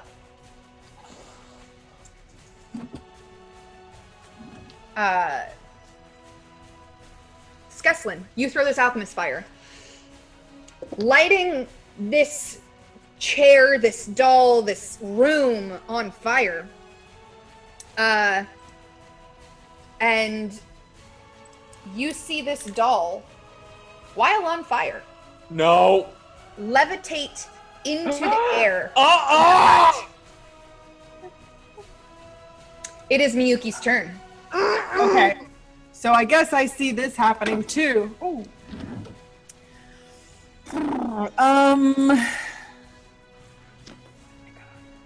What did you do? Okay, here's the question. Would I think, seeing something like this, that this is magic related? Is that like a common thing that you would think? There's definitely some kind of magic here. Okay, could I try to perform a counter song? As I understand it, countersong only works if there is another bardic performance happening. I see. Okay. Or something like a harpy singing or something Right. like that. Okay, makes sense. Then I'll inspire courage. This seems like a good time for that. Probably a great time for that. Yeah. So she just kind of like, she gets up on one of those rocks and she just goes, Lady Jingly, sitting where the pumpkins blow, will you come and be my wife? Said the youngie bongy bow. And she's just up there like, to everybody feel good. Soraya, it's your turn. Skeslin just let you have it for a second, and you see him get so angry and walk through this field of ice boulders and chuck alchemist fire at this hut. What do you do? Hold my action. All right. Oh boy. Skeslin, it is your turn again. Well, first thing that'll happen is this burning creature will continue to burn and take 3 points of additional fire damage, and then the fire goes out. And I had 2 in my hand, so I see this thing levitate. I'm not going to not throw the other one. Sure. I'm just going to be like, burn! That is a 17 against 17 ranged touch attack. Or 18 because of the Inspire Courage. And that hits. So that's going to be 4 points of initial fire damage. And it continues burning for another round. And I'm just like screaming at this point. Yeah. And I don't have... Well, for another action, I'm grabbing another Alchemist Fire off of my belt. I've got plenty of them. Sure. Just stand here and burn this thing until it dies. Chip, what do you do? Chip will grab the barrel by his side and pour some of it into his mouth, and he goes, and he holds it in his mouth. Is there a readied action, or is that all of your... That's, I have just cast a spell, and I'm holding it in there. Oh! All right. Astrid, it's your turn. Astrid's going to move up to Chip and Skeslin, pulling out her battle axe, her masterwork axe. Yep. She's going to be ready for whatever comes her way, but she wants to wait for a second. All right. Are you taking a readied action hold, or are you that you are using that as your turn? I'm using that as my turn. Yeah. Cool. Well, it's my turn again at the top of the round. And I would like to check the distance on something. Crossbones AE has said, let's make this fair. Megan and Jim, you can both enjoy an edge. Yay! How lovely for them. Where was I? There I am. The range on this. Whatever it is, add a sink. A double sink. A double sink. Triple sink? Triple I'll add a sink. sink. Ooh, sinks all around. Quadruple sink. Well, so 4 sinks. Skeslin, you see Yeah? this doll still on fire look directly at you and cast a spell. I need a will save. Well, I'm gonna add an edge to that. You do, huh? Does it lower the And- DC with all of our sinks? Sorry, that was a leaner. No. I haven't rolled, but Oh. if the next D20 I roll, I will take 4 sinks. Natural 20. Yes. Natural 20, huh? Oh, you know what? I have an extra action. Yikes. So she is going to cast another spell. Can I also sink that one? You can sink this one, yes. You know what? I had one more sink. I'll sink it too. Great. It's a sink train. It's the Sink sink train. train. I need Chip, Astrid, and Skeslin to make fortitude saves. No. Oh. I refuse. What's a wiener? That is a total of 12. 12, huh? 11 for Astrid. Okay. 9. 9. Even with the sinks, you all fail. Oh, you're kidding. Oh, No, I am not. With the 6 sinks? oh. You will take 11 points of cold damage. I'm dead. I'm out. You've just. Oh no. Hang on. I need to check something.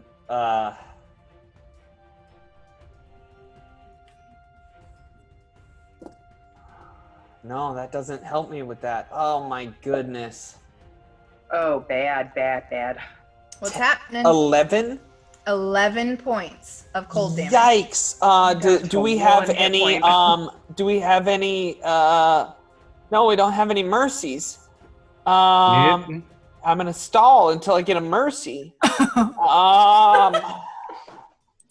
Yikes. Yeah, I'm unconscious and dying. And probably Down. choking on whatever you're holding in your mouth, right? No, you just see that his belly's real warm.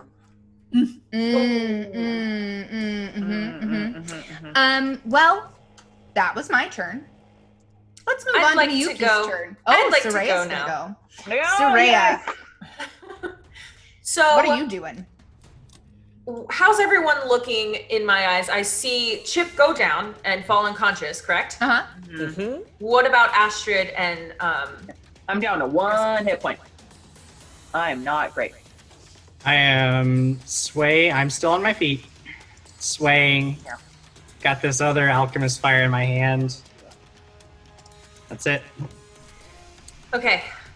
Oh, boy. I'm going to. Sorry, just checking the range. I'm actually not sure what the range is on Cure Light Wounds. It's It's a touch spell. Yeah, you gotta be up next All to right. me. Okay, so what I'm gonna do is I'm Oh, gonna, Chip. Oh, Chip. I'm gonna run up to Chip and I'm gonna cast Cure Light Wounds. Thank you. Yay. And that is one. Did we level up? Not yet. Okay. 1d8. Oh, that's a d20, which would be great, but Would love okay. that. 1d8 plus 1. Ooh, you get 9 points back. Thank goodness. Okay, and then because I got the BBBB, I'm gonna go again. Okay. Nice. Cool. So I'm going to lean over and touch Astrid. Oh, thank you. And I'm also going to cast a Cure Light Wounds, making that 6 points you get back. Oh, thank you. Geez, Skeslin looks like yelling at somebody who heals. Doesn't work out for you. Oh, she didn't do it on purpose. Don't put that in his head. I role-played the fear that you put on me. Come on, and you're gonna take me down like that. All right. That is the end of your turn, Soraya, yes? Do I get another move action? Because I took a 5-foot step, right? So you moved up to Chip, cast a spell. You also had a 5-foot step to Astrid, spell, correct? So I'm done, yeah. Yep. It is Miyuki's turn. Miyuki, what are you doing? Oh, man. So, it doesn't seem like this doll is the one casting, right? It's not It appears as if the doll is casting spells. Okay. Can I... Oh, it's helpful here. Can I... I really want to use Mage Hand to put this doll back down so it's not floating anymore, but I just don't think it's gonna do any good to do that. So instead, I think I'll pull out my bow, my short bow, and you know what? I might as well actually instead pull out the longbow and shoot at it. Can I do all of that in this turn? So if you do that with the longbow, you're not proficient with it, so you take a -4 penalty. But you can still do it. No, let's do it with the short bow, then. Short bow? All right. Ah. Okay. You would need to move to have a clear line of sight. All of your friends are standing in front of you. So I jumped up on one of those ice boulders if I was able to. Oh, that's true. Okay. You know what? I'll say if you're up on that boulder, you can see above them. Since half of them were almost unconscious anyway. Except for Ben, because he's extra large. Yeah. So you can take the shot if you would like. Okay, let's see. That's what. It's all the way over here, basically? Yes. Okay. The doll, here, I will put her. She is directly above the chair. Okay. That is good. Okay.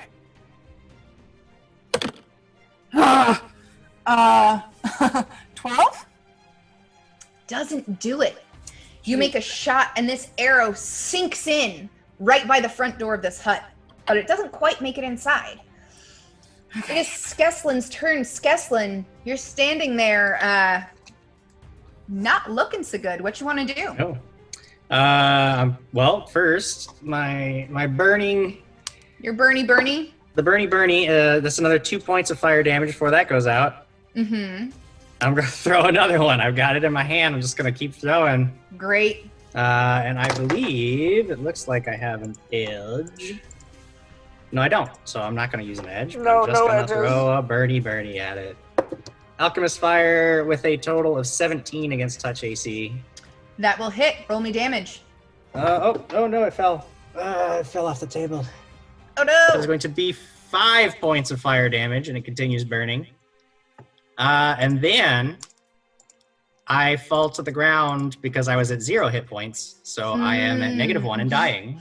Jim, you actually do have a BBBB, just so you know. Yes, and I would love to use it, except that I am bleeding out and dying currently because as soon as I take an action, when I'm at 0 hit points, I immediately begin dying, so I fall unconscious. Otherwise, I definitely would throw another Alchemist Fire. It's true.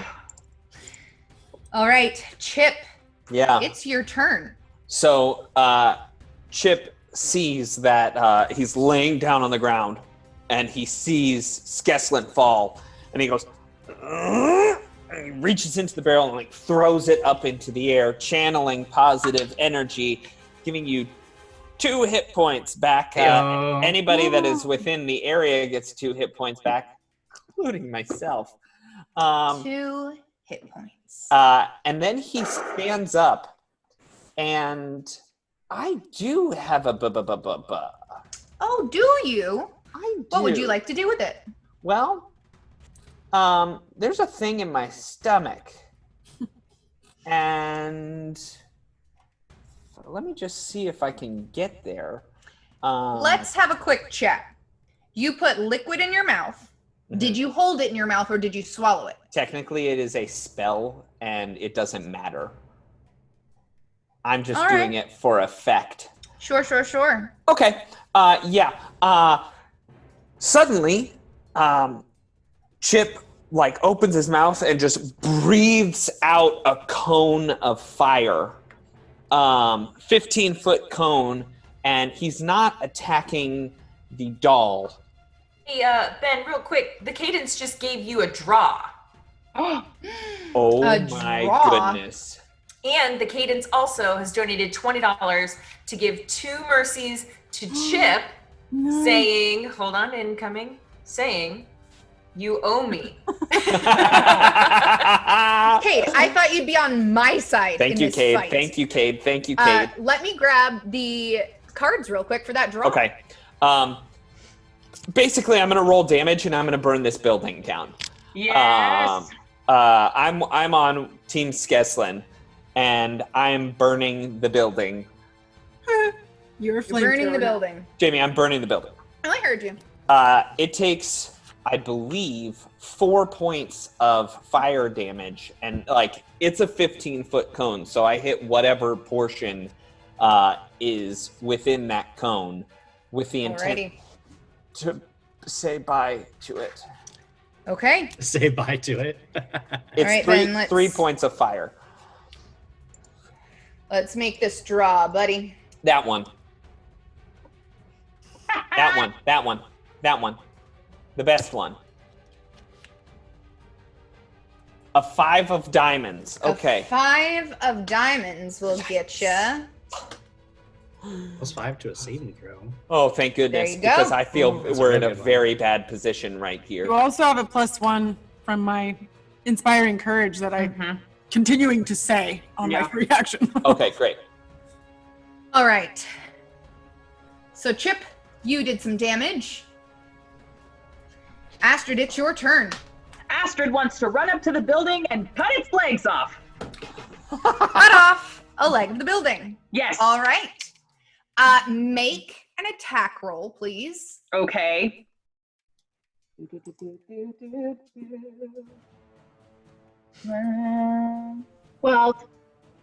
12.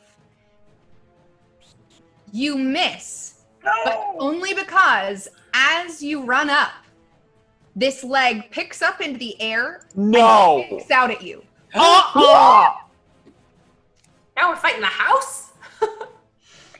Yeah, this is bad. It's my This is turn. awesome. But you know what? I think you guys are a little stressed out. Let's take a moment to breathe and read some comments. No. Oh, great. Thank you, Jamie.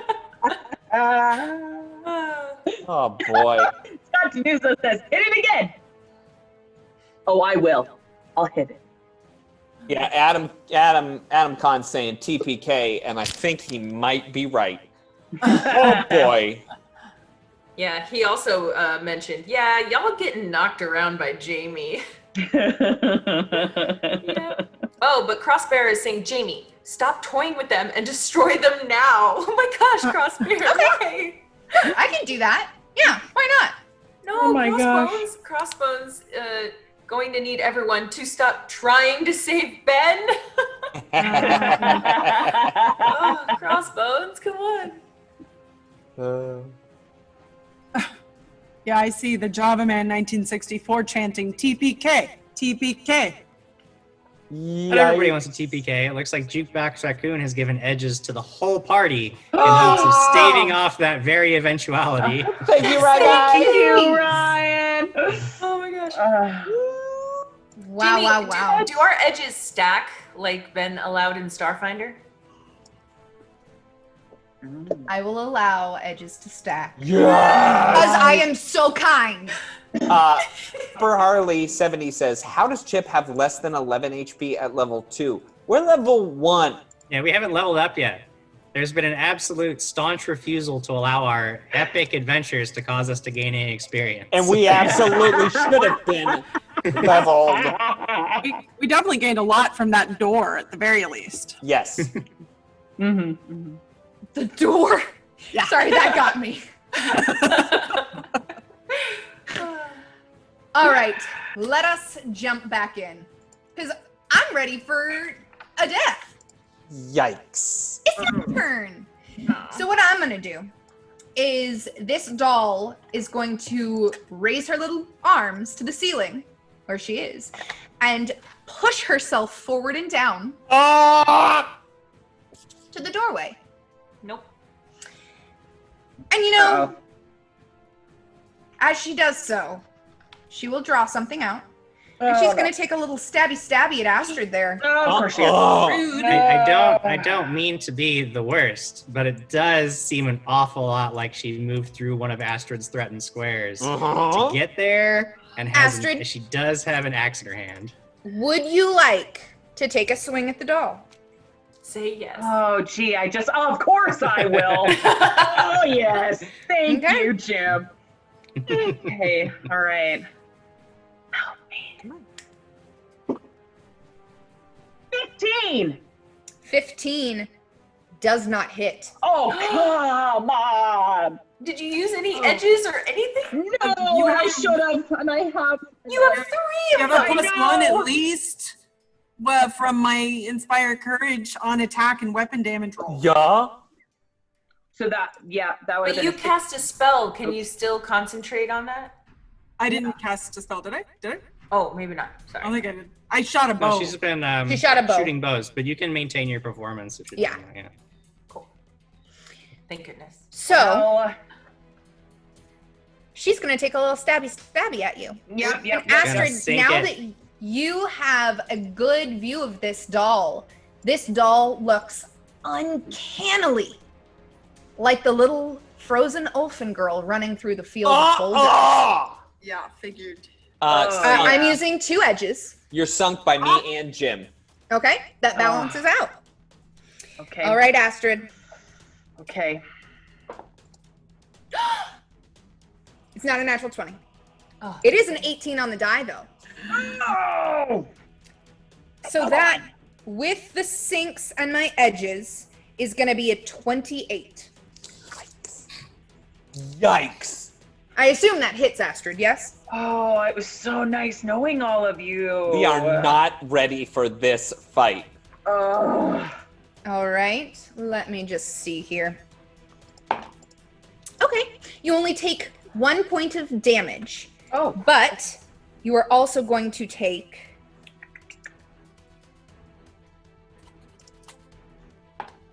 1 point of cold damage.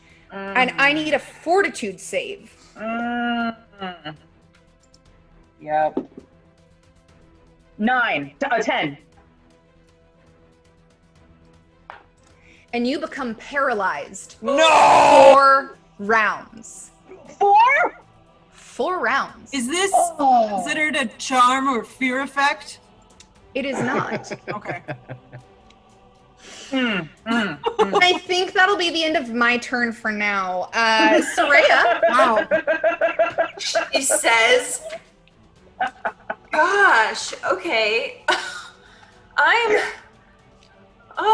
Well, that kind of changes a lot of things, but, I'm gonna move.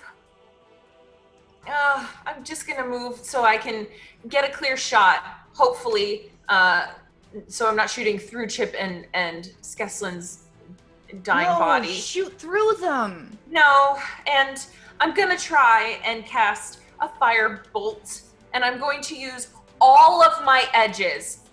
All 4 of them. All 4 edges. All right. Good call. All right. Is this a spell-like ability? Yes. So that would require a spell resistance check? Oh no. Fine. That's fine because I have I have spell penetration. So I get a +2 bonus Wait, am I making a caster level check? Yeah. Yeah. It's a caster great. level check. You get a +2 bonus to it on top of your caster level though, which is good. You're gonna add that 4 to this Yeah, one? let's find out. Where are you putting these 4 edges? On the spell resistance or on the actual attack roll? Actual attack roll. Okay. I'm Let's have risking it, and I got a 15, and then that's 15 plus 3, so 18. That breaks through the spell resistance. Okay. Oh.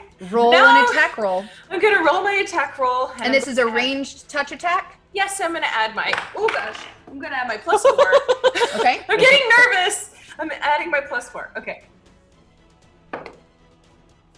Okay. So it's 16. So then that's a dirty 20, and then +2.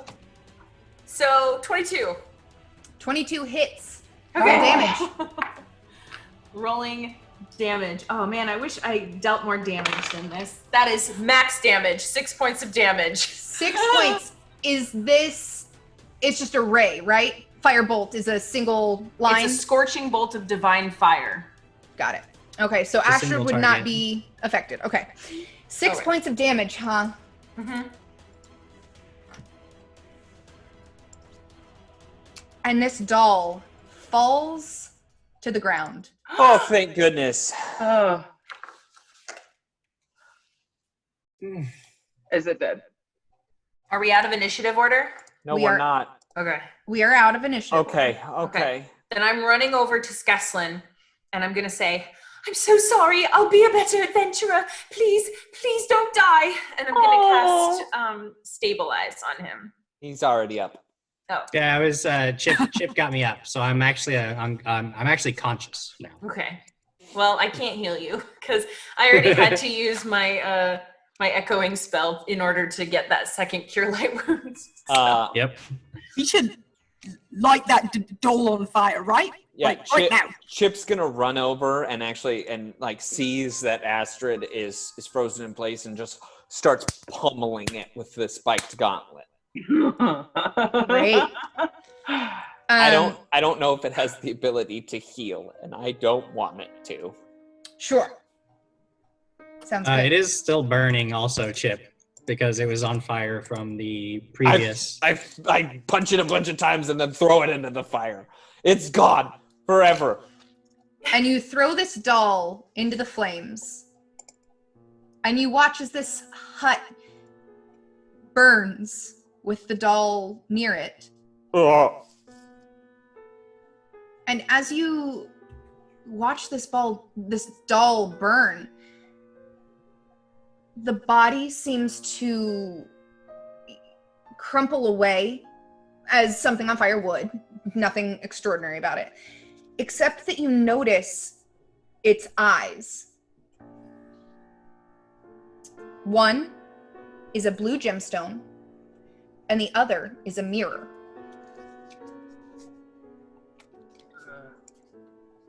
Spellcraft. Remember how earlier I said that little girl was like maybe a spirit tied here? Maybe she was tied to this doll somehow. If only there was some way we could return her to her mother. Well, maybe we did? I'm pretty sure we might need somebody that might have some knowledge of some crazy magics. I have crazy knowledge of crazy magic knowledge. Right. Oh, great. Miyuki, please. 15 on crazy magic knowledge. Crazy magic knowledge. 15 total, yes? Yes. You are not sure what's happening. You know that mirrors are often used in spells such as scrying, but this isn't quite that. I don't know. I know crazy magic knowledge, but this is not a part of that knowledge. However, mirrors often are used to like find people or like scry, find stuff? I don't know. That thing's freaky though. It was in the eye. Do you think it was watching us? Well, I suppose anything's possible. What do eyes associate with? Watching, it's in the eye of the beholder. You don't think there's a beholder? Are those things, are those real? They've never heard of one of those before. All right, good. Yeah, but I don't know. Skeslin, you, as this is all burning to the ground pretty much, you take a moment and look back at the boulders, the ice boulders, and you don't see faces anymore.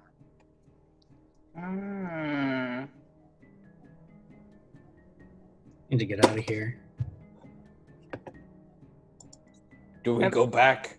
What's the time frame that we're at here, Jamie? Is it late? Is it? This is probably mid-afternoon with how far you had to travel back into the forest. Right. It's getting darker very quickly. Well, do we go back to the lodge or do we press forward? Well, it seems like it might be beneficial for all of us to get some rest in case we run into another hut with chicken legs and creepy dolls. Yeah, I gotta be honest. I don't really want to spend the night in the woods after seeing this. Yeah. It's probably not a good idea. To the lodge? Yeah. It's a safe space. Okay. We might as well make our way there. And maybe Tenpenny Tasty's made some delicious soup of some kind. Probably so. And does not have any dolls in the house, lodge house. So you head back to the High Sentinel Lodge for some rest, maybe some soup, a little respite from the cold. You make it there, impeded, there. And she seems to be eating soup, but there's no... In fact, there's a shoe in the stew. Oh. Hope you wanted shoe stew. All right. No. I'll try anything once. Wait. Who's in the Perception stew? check. Sure. 14. Tenpenny's still wearing 2 shoes. Yikes. There's a shoe in the stew. I want to go back out. Real quick, sorry, Skeslin. Mercs of Mischief is rating us. Hello. Hello. Thank you. Thank you. I do want to give a little bit of a warning right now. Your internet just died, and right now I have just seen that it says our internet is unstable. So Jamie and I, if you lose us, hopefully you don't, but there's a possibility of it. So just please be aware. So you make it back. There's shoe stew. Tenpenny still has both shoes. If Tenpenny's got 2 shoes and there's shoes in the stew, I want to take a trip out to the stable and check on our friend that we left there. Sure. Make sure he's still there. He is still there, but he is only wearing 1 shoe. Okay. It's just That's a shoe. Quite a bit of It was a strangeness. homemade. It was a homemade boot. So obviously it's got some like leather to it. So leather comes from cows. So I'm gonna have the stew. Sure. So you get some rest. You're able to eat a decent meal, not rations. Is there anything you want to talk about before heading back out on the trail? Ooh. Well, what the hell was that chicken hut place? Maybe we should talk about that. Well, why did it pick up its leg and kick? Didn't think huts were supposed to be able to do that. I don't know. that is not something that I have heard about either. But I suppose anything can happen, because also there was a doll that seemed to be casting magic spells on us, and that was very strange. You know, I've heard tales. I've traveled quite a bit. A lot of it was up near the realm of the Mammoth Lords. No reason to ask why, but when you get... Oh, I like what Astrid said. It's not important, but when you get near Irison, borders are protected by huts like that. Wait, you've heard of a hut like this before? I mean, that's the stories that they say, is that Irison is surrounded, the country is surrounded by a border of huts with chicken legs and dolls looking out from them. I've never seen it up close. That's what they say, though. That is real specific and weird. I'm hearing all of this about a Baba Yaga and a winter witch, and here we are standing in the middle of a winter that shouldn't be. And I'm starting to think that perhaps some kind of invasion is going on. Yes, I think so. Well, why would they be invading here? Well, why does anybody invade anywhere? Years ago, they tried to invade my lands. And our king, White Estrid, long may she reign, the mother of our lands, the strength of our people, fought against her. And my father was her right-hand man, Odgir. And they defeated them. We hadn't heard from them since. I thought they'd stay to their own, but I think that this is too much of a coincidence. I think she must be here. Baba Yaga? Yes. Well, do you remember how they took care of him before? Well, White Estrid and my father gathered thousands and thousands and thousands of troops for army, and they raided and beat them on the border of our lands. I just don't know how we can find thousands and thousands to fight for us. Right, there's only 5 of us. Yes. So that would need to be multiplied by quite a bit. Real quick, Astrid, roll a knowledge local. Can I roll just a general wisdom check to see if I've heard of Astrid's family? Sure. 12. Haven't heard of them. Astrid, you know quite a bit about the Winter Witches, but there is so much to know about them that you aren't sure if you're getting the story right. But every 100 years, Baba Yaga comes back to move the current queen off the throne, her daughter, and bring another daughter onto the throne to reign for 100 years. Oh. It seems like it's quite near that time. You know, I don't want to be scaring anybody here, but the stories that we've heard are that, the Winter Witch, every 100 years, she comes back and she takes one daughter off the throne and puts another one on. And I don't know about times, and I wish my father were here. I don't know anything, but I do think that it's very strange that we had such a quiet for so many years, and suddenly we have this cold coming through. Don't you find it odd? I mean, it's as normal as anything else I've ever experienced, I suppose. Everything's kind of odd. But who are these daughters, and why are they switching the throne all the time? Well, I think it has... I wish I knew more, but I think it's just so Baba Yaga can keep the power and continue to raid lands in other places. And all I can tell you is there's only been one time in history that Baba Yaga has been defeated, been beaten back, and that is because of my queen, White Estrid.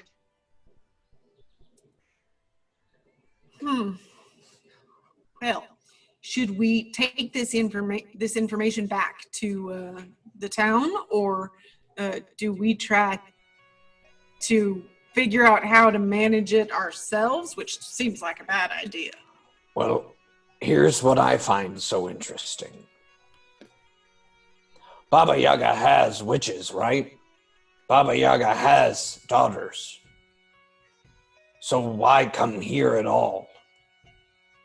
Unless she's searching for another daughter, or this is a mistake. Perhaps I'm wondering if this rift that we read about in the journal, I wonder if it's just some error. And if we could stop it, well, then we could stop it and bring about peace to this area and freedom to this area. You think so? I do. And let Baba Yaga stay where Baba Yaga will. I don't mind Irison. It's not a place I would go. So, you think we should continue forward? I do. Well, I think so too, and I think my father would be proud of all of us if we move forward and we try to find an end to this. But I'm not gonna do it alone. I'll only do it if all of you are by my side. If all but one of you says no, we leave. Skeslin? Oh, so you want to make me first because you know I'm most likely to say no? No, I was just messing with you. Well, you know who's not messing? Dead Aussie Gamer is raiding us right now. Yeah. And I just want to double check that Jukebox Raccoon donated more money for more edges to the table? Is that what I'm seeing? We already got those. We got those. Okay. I was very confused. But Trill Surge did resub for the 27th month, and the Mad Maker has started following us. Thank you so much. So I guess it's come down to a vote amongst the party. I say we go forward. Aye. I go wherever y'all going, because y'all like my family. You're more family than I've ever known. Soraya will look up. She's been writing on like a piece of parchment. And she'll look up and she'll kind of dart her eyes a little at Skeslin and then quickly back to you guys. And she'll say, wherever you go, I want to be there by your side. Skeslin? Well, I'm not going home by myself just yet. So I'll be around for a little bit, at least. I think that's as close to a, wholehearted yes, we're ever going to Well, I'd take it if I were you. Well, that's for tomorrow. Tonight, we drink and be merry. And Chip will slap onto the barrel and just in all of their drinks, there's just suddenly mead and wine. Beautiful. So you guys drink and are merry. You've decided to move forward to take care of whatever this problem may be. Just so you guys know, I did get clarification. Jukebox Raccoon did donate a second time for more edges, saying, "Do not die." Wow. Thank wake you. up the next doing our morning, best. Thank you, Ryan. and you head out on the trail. Wait, hey Jamie. Yeah. In the morning when we wake up, are we feeling like more powerful at all? In fact, you are. There we go. That's where it is. You all level up to level 2. Goodbye, level 1. Oh, Goodbye. Yeah. All right, who Some, needs? I know I had asked you to kind of look at things and prepare a level 2, but we haven't rolled hit points. I think for 3 of you, we've already taken care of Astrid and Miyuki off air, but Skesklin, Soraya, and Chip. What are those hit die? I'm a D8. I'm a D8. D6. Chip, I'm rolling a 3. I rolled a 2. Oh, Soraya, I roll a 6. We'll take your 6. All right, Jim, I rolled a 6. Oh, nice. There we go. Sadly, betcha. 3 out of 5 of you got max hit points there. Sadly, you have a interesting definition of sad. It's sad for me. Let me be sad and feel my emotions, Jim. But you are level 2. Maybe it was the beautiful speech that Chip and Astrid gave last night. Maybe it was the food and drink. Maybe it was the shoe and the stew. Who knows? But you feel better, more powerful, and ready to take on the day. You head out on the trail. Yeah? Yeah. Yes. Yeah. I want to fight things. All right. She's already rearing for level 3. Yeah. You make your way back and you reach the hut, the burnt out hut and the burnt doll. You see the hut looks pretty much destroyed. Same with the doll's body, but the gemstone and the mirror still lie there in the snow. I'd like to pick up the mirror. Sure. Can I hand the gemstone off to anybody? Anybody want the gemstone? Maybe look we at it. just keep it in our group inventory. Group inventory. Okay. Hmm. And I'd like to look in the mirror. Can I see anything? Is there anything reflected back in my that should be there, or it's just a regular Your mirror? gorgeous face and red hair. Oh, okay. Well, that's odd, but I'll keep it. I'll keep it right here, just for no good reason, because I'm vain. Unless you guys would like to do anything else, you can continue down the trail. Yeah, I want to leave that place. The trail continues through a narrow pass, descending south and east into an icy valley. An unusual pattern of lines is scratched into the fresh snow, covering the trail at the edge of the clearing.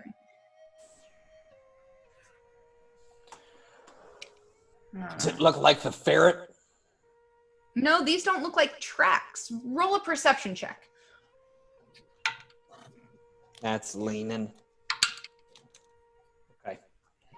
That, because of my new skill point in perception, is a 19. 19, huh? Yeah. It might be your size. You're a good head above everybody else in the party. And you actually figure out that these markings in the snow spell out, turn back before the winter devours you. Yikes. Ooh. Well, let's forward. Ignore that entirely. Here's the $1 million question. Does anybody in this party know anything about religions anymore at this point, now that they've leveled up? I'm just curious. I'm looking at other people. Just wondering if anybody whose specific job and entire class is based around religions knows anything about religion. I don't know what you're talking about. So that's a no from Dan on the took it skill in point investment. perception, diplomacy, and climbing. See, if I were a GM, I would literally take away all of your religious-based powers immediately forbid you from using them until you knew anything about religion. Don't you know anything about Caden Gillian? Oh God! Oh no. So, do you continue down the trail? I say yes. And why not? Right? I don't, Jamie. The thing is I don't tell them, Don't tell them. and so we continue.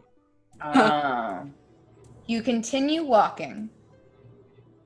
And I need everyone to make a reflex save. I'm gonna add +5 to this with my card. Yeah, I'm gonna use my edges. Yep. Can I'm I gonna use use my my edges? Yeah, I'm I gonna got use all my edges to use. edges. Oh, edges everywhere. That die is lost forever. Ooh. Maybe. What is that with my edges? I've used my edges as well. Yep, Dirty, yep. dirty 20. Dirty 20 for me. 17. Twinsies. I got 17. 17 for me too. Everybody has passed so far. Soraya? 10. Oh no, that sounds like a bad number. And as you start walking across these markings in the snow that Chip just didn't tell you about, you feel this gust of icy cold air blow directly at you as you take half of this damage. But Katie, Well, I'm also gonna sink you, so it's not a D20, but you can take one less. I'll let that happen. Katie will take the brunt of this damage, -1. Everybody else would take half. It is cold damage. Oh, resistant to cold. 19 total points of cold damage. Mercied. Using both of my mercies. Take 2. 19? would this count So that's as the total for Soraya. Everybody else takes 10. Oh, okay. Jamie, does my cold weather, because this is a +5 to fortitude against cold weather, but this isn't cold weather. No, this is a blast of icy air. This is not cold weather. This is something magical. Okay. Well, Oh. Shell Search has resubbed for 27 months. Soraya falls unconscious. Oh no! Oh no. Channel! 1 point of healing back. Soraya is still unconscious. Channel! 6 points of healing back. Oh god, okay. That's for everybody. A total of 7 points back. Oh. Thank you. And it's about the time you finish this second channel, Chip. You hear a voice coming from the trees. Oh boy. You couldn't leave well enough alone, huh? Well, I think you'll still die before you find our queen. And what you see looking back at you should look fairly familiar to Skeslin. But everybody else, you see this creature sitting in a tree above you, ready to pounce. So And we'll pick it up next week. while our Oh. Keep that thought, Jim. Keep that thought. Yeah. Well, I know it was a rough start for us, but I had fun. What about you guys? Oh man, no, Jamie, no.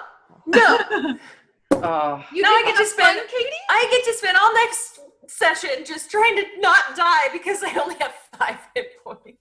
Yikes. You guys wanted to level up. I let you level up. I don't know why you're complaining. You took it all away.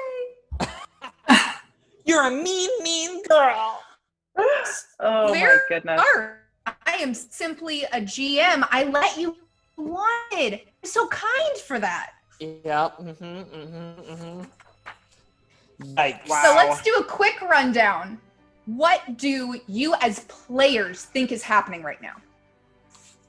As players, I mean, Baba Yaga, I think, has come through some kind of rift with her chicken house that walks around and is, I don't know why she's here. I know Baba Yaga is related to the Tale of Hansel and Gretel, I think. Oh. What about you, Jim? Yeah, I just think Baba Yaga is back. We're on this cyclical villain thing, and she's back, and she's getting a little big for her britches, and decided she's going to take more than she usually takes. Sure. Katie? I think I'm dying next session. That's what I think. Oh, no. That's a huge thought to have. I I'm not gonna understand. die. Don't worry, I'll be fine. Oh.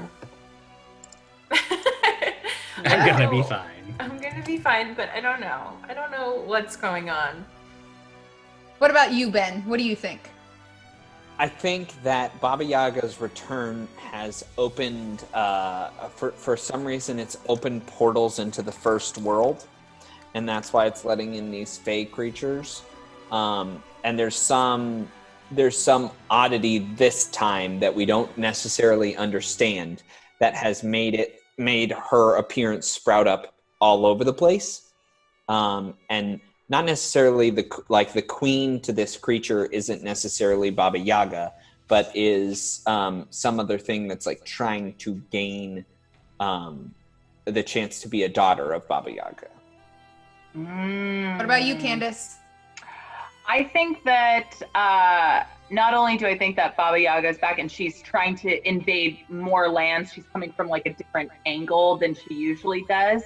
But I think that the only way that Astrid is going to find her answers is to get to Baba Yaga. Interesting. Well, we'll see what happens. No! Thank you guys for hanging out with us tonight. If you want some more TTRPG fun and joy, just like we had tonight, you can catch on the DAT Network tomorrow, The Tales of Ravnica with Adam Kahn GMing. I see Adam in chat over there. Say hi, Adam. Wednesday, Bedlam in Discord with Jared Hoy and Katie Wilson. Thursday, Rise of the Runtlords. I will be playing. Ben will be GMing. Yeah, and you're in for it this time. I feel so threatened. Friday, DAT Heroic Endeavors with GM Evil Jim Jam. Ooh. And Saturday will be Cragstravaganza and Starfinder Session 2. Katie and I will be playing, and Ben will be GMing. That is a lot of awesomeness. I hope we get to see you all around this week. Check in on Discord to annoy the players, to give you some secrets about themselves, and we will see you next time for more Crits and Giggles. Good night. Bye, everybody. Oh, that was so much fun!